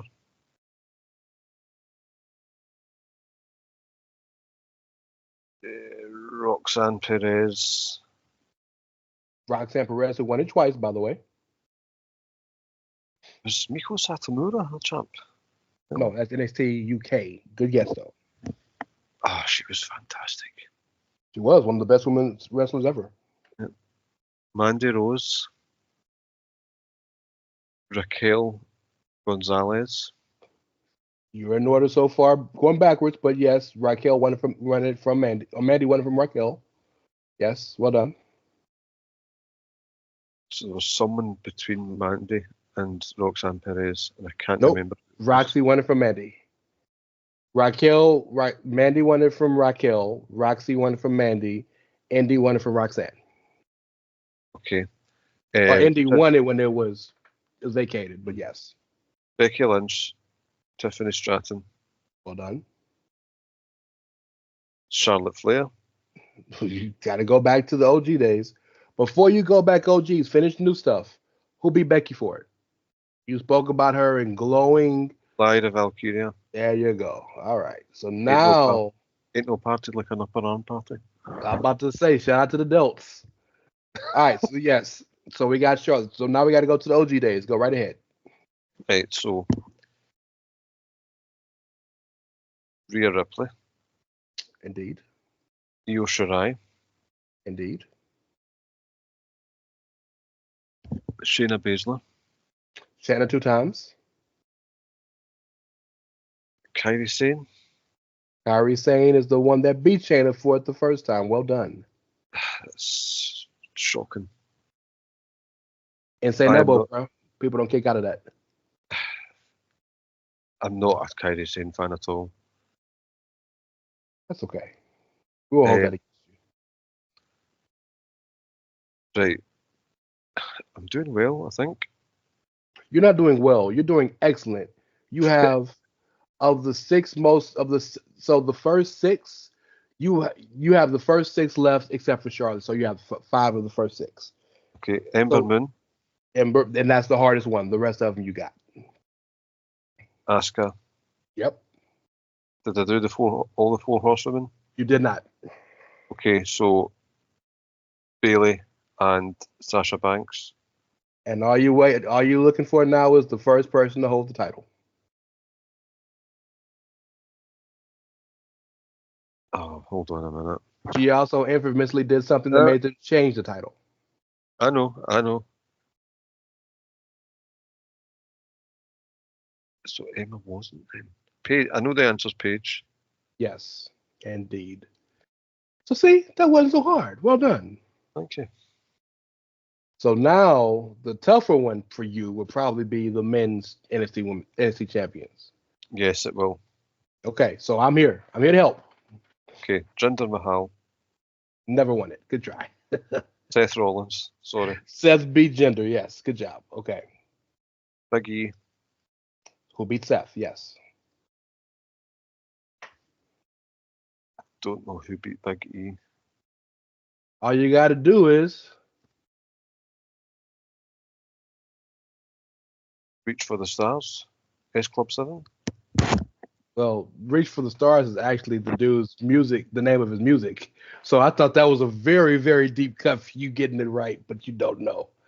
Bo Dallas. Well done. All you got to do is believe. That will be Dallas. Yep. That's right. Go ahead, say it. Samuel Jai Zane Esquire.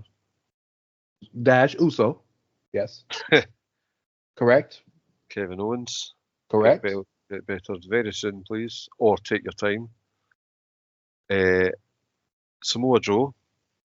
Samoa Joe is, yes, he's one, but there's someone who beat Kevin Owens for the title. Finn Balor. Finn Balor. There we go. Now we in order. Finn Balor beat Kevin Owens. Samoa Joe beat Finn Balor in Lowell, Massachusetts on a house show. Don't forget that. I was thinking about that the other day, actually. Right. Nakamura. You cooking with grease, brother. Well done. Bobby Roode. Beautiful. By the way, Samoa Joe won it twice, and then Shinsuke won it twice, and then dropped it to Bobby Roode. Well done. Keep going. I really like that Bobby Roode versus Nakamura too, if I remember. Right, so Bobby Roode. Drew McIntyre. Oh, you're killing it. Keep going. Andrade Almas. Yep. Aleister Black. No man is ever truly good. Tommaso Ciampa. Shout out to Goldie. Right, now I need to think for a second. Remember, Ciampa didn't finish his title reign because he messed his neck up. So that was the title was vacated. I know, that's what I'm trying to remember.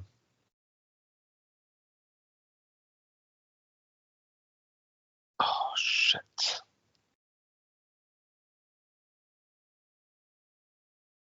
Adam Cole. Well, maybe. But Adam Cole beat a young man first. And if you remember this particular match, he took about 45 shotgun blasts to the face. Gargano. Johnny Gargano. So Gargano won it after Ciampa had to give it up. Adam Cole beat Johnny Gargano after that. Adam Cole held the title for almost 200, 300 days and lost the title to who? I just want to say that Adam Cole, Johnny Gargano matches were ridiculous. I agree. I remember who beat Adam Cole. It was Keith Lee. Keith Lee. And then it was Killer Cross. Killer Cross.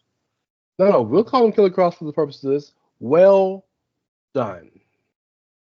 And then Samoa Joe. That's right. But we already counted him. And then vacated. Yep. And this was during COVID. So Finn Balor. Again. Okay.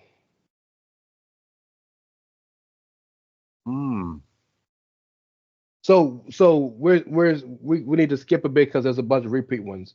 So think of it. We're starting back at NXT 2.0.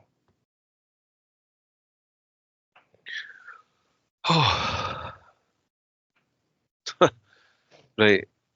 I can't remember who beat Finn Balor, but Braun Breaker. That's right, Braun Breaker. Well done. Dolph Ziggler. You remembered. Yep. Okay, and then Braun beat Ziggler again the night after WrestleMania. And then who beat Braun? Second time. Was it the wonderful Dragon? No, we're not Dragunov's here, but he's not yet. Right now, we're talking about a dude who don't like to miss. Melo don't miss, and then the Mad Dragon is who beat Carmelo Hayes. Oh, I miss him dearly. I do too, man. When he comes back, the you know how they say the mood's about to change. Mm-hmm. Whenever your boy come out, the mood is about. just 5 seconds to bloviate on Ilya Dragunov. Ilya Dragunov has earned my love and respect so much. Do you remember I used to call him random names? Uh-huh. Because I was like, who is this dude? I don't know who this dude is. The Iggy Dragonfly. No, I call that man his name now. He's earned. How that. was he received on Raw? Because I missed that entirely. Was he They liked? loved him. Good. They Good. loved him. He earned their cheers. He earned their respect. He earned their love, and he was really getting good reactions before he got hurt. The problem was they kind of stopped using him for a bit. But yeah. Okay. So Right. Dragunov. I think it was Trick Williams. It was Trick Willie. Either I win the title or I leave NXT. Then Ethan Page. Ethan Page, who then lost the title to. No, we're talking very recently here. Yep. Ooh. Was it Oba? Oba Femi. And the rest is history. Well, Sunday it'll be Javon, I think. But yes, on Saturday. Brother, for someone who didn't think he knew all the title, and I didn't, mind you, I didn't go in order of all title reigns. I didn't repeat people. Mm-hmm. You got everybody. Clean sweep. Thank you. Well done. I didn't want to be a dick and give a super hard quiz. So we're going to get out of here on that one. But you, my friend, crushed it. Thank you very much.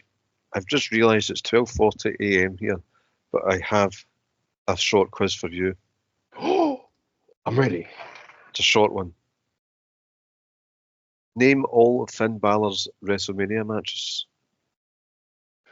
Okay. Oh, boy. Okay. Now, there are not many. So if I'm not mistaken, the first one was at 34. And for the IC title, him, Miz, and Seth Rollins. Yep. Is that right? Mm-hmm. The next one was 35. He was the Demon against Bobby Lashley for the IC title. Yep. Or the US title, whichever one it was. Did he wrestle at 36? I don't think he wrestled at 36. Okay. He didn't wrestle at 36. 37? Did he wrestle at 37? Well, think about where he was then. Tampa. What promotion he was in. Oh, he was in NXT. Yeah, that's right. That's right. Okay. Do you want me to name his Stand and Deliver matches or just WrestleMania? No, just the WrestleMania. Okay. Thank you. That helps. 38 was in Dallas. He was probably still in NXT at the time, right? I can't remember. So, but 39 for sure he wrestled Edge, Hell in a Cell. 40 was last year in Philly. And because Dominic teamed with Legado. So what did Finn do? Him and Priest, the tag team title, double ladder match. So what did he wrestle WrestleMania 38? No. This was a long way round of saying this is only going to be Finn's 5th WrestleMania match. That's crazy. That is quite shocking. Yeah, that's a guy that deserves so much more from that company.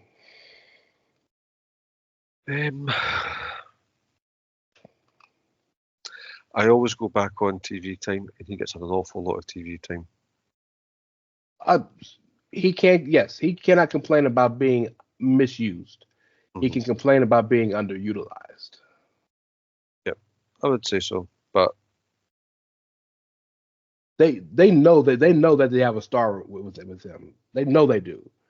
But I just would like for them to put him. Think about how many world title matches he gets. I know. It's a ton of them. I just like to see him succeed and break through.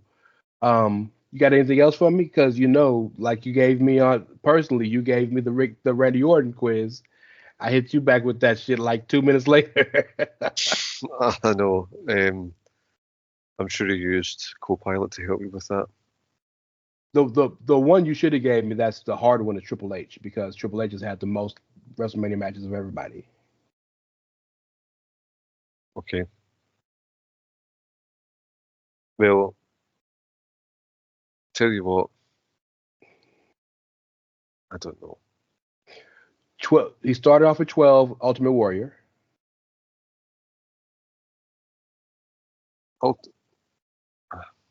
Yes, he did. And I- Ultimate Warrior basically broke his chest. Yeah, squash. It's a really weird pin. I don't remember 13, but I want to say, yeah, I don't remember 13. 14, though, he fought Owen Hart, IC title, no, European title. 15, he fought Kane. 16 was the Fatal 4-Way World Title match with McMahon in every corner. Big Show, Foley, Rock. Yep. 17 was Taker. 18 was Jericho in the main event. 19 was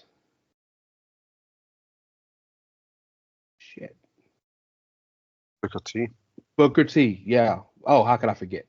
And 19 was my favorite Mania. 20 was the Shawn and Voldemort. 21 was Batista. 22 was Cena. 23, he had tore his quad, so he missed. 24 was him, Cena, Orton. 25 was him and Orton. They closed the show. 26 was Phoenix, so that was him and Sheamus. 27 was him and Taker again. 28, him and Taker. The Hell in the Cell. 29 was rematch of Mania with Brock. 30 was Bryan. 31 was Sting. 32 was Roman. 33 was Seth. Who? Rollins.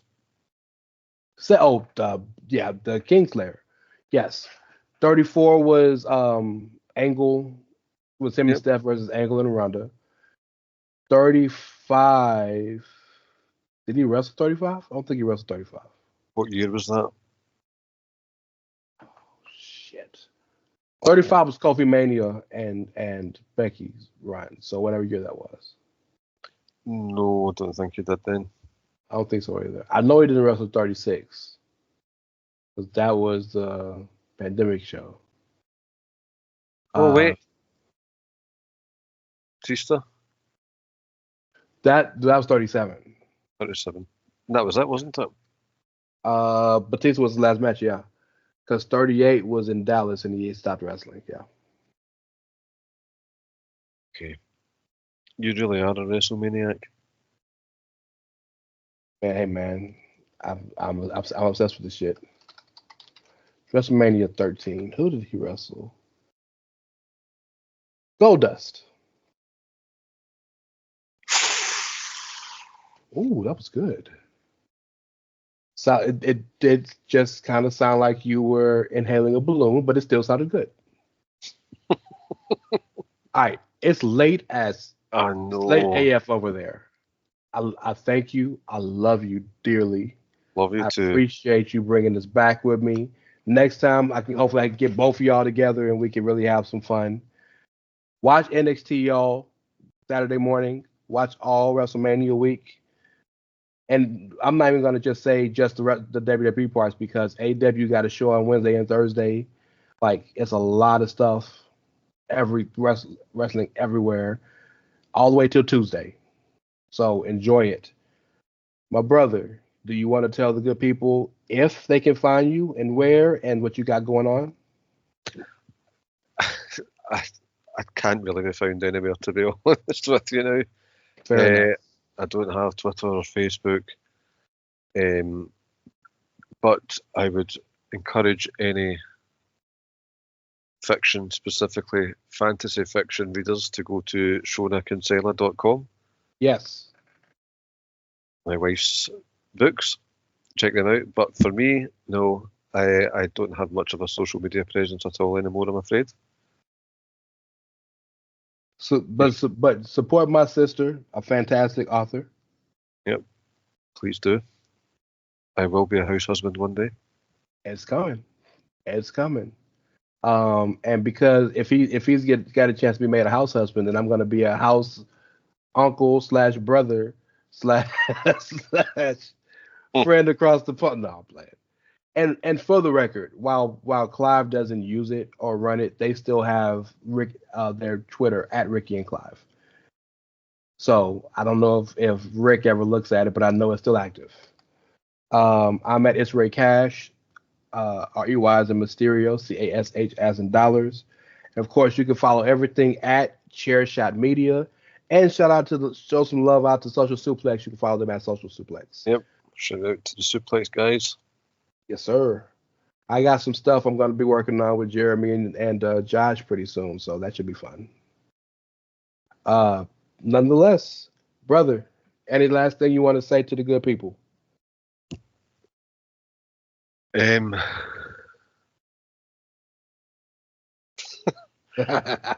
Thank you for listening to me. It has been literally 25 months since I have spoken on a podcast. I have enjoyed tonight, but I am tired.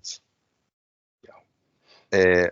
One thing, and it might actually help me ease my way into the podcast. Rob, Charlotte Flair offers nothing now. She offers nothing good to the product. I will send that message happily. Happily, yes. Happily. Oh, yes. Let me tell you what Clive said. No. Love you, man. Thank you for being on. Go get some sleep. Those of you listening, we appreciate y'all. So later on today, as you listen to this is going to come out Thursday morning. Tonight you got a doozy because the outsiders are back. All three of us. Oh, so yeah. Keep your peepers peeping for that peepiness. Appreciate Okay, y'all. peeps. All right, peeps. See y'all later. Thank you for listening. Gracias.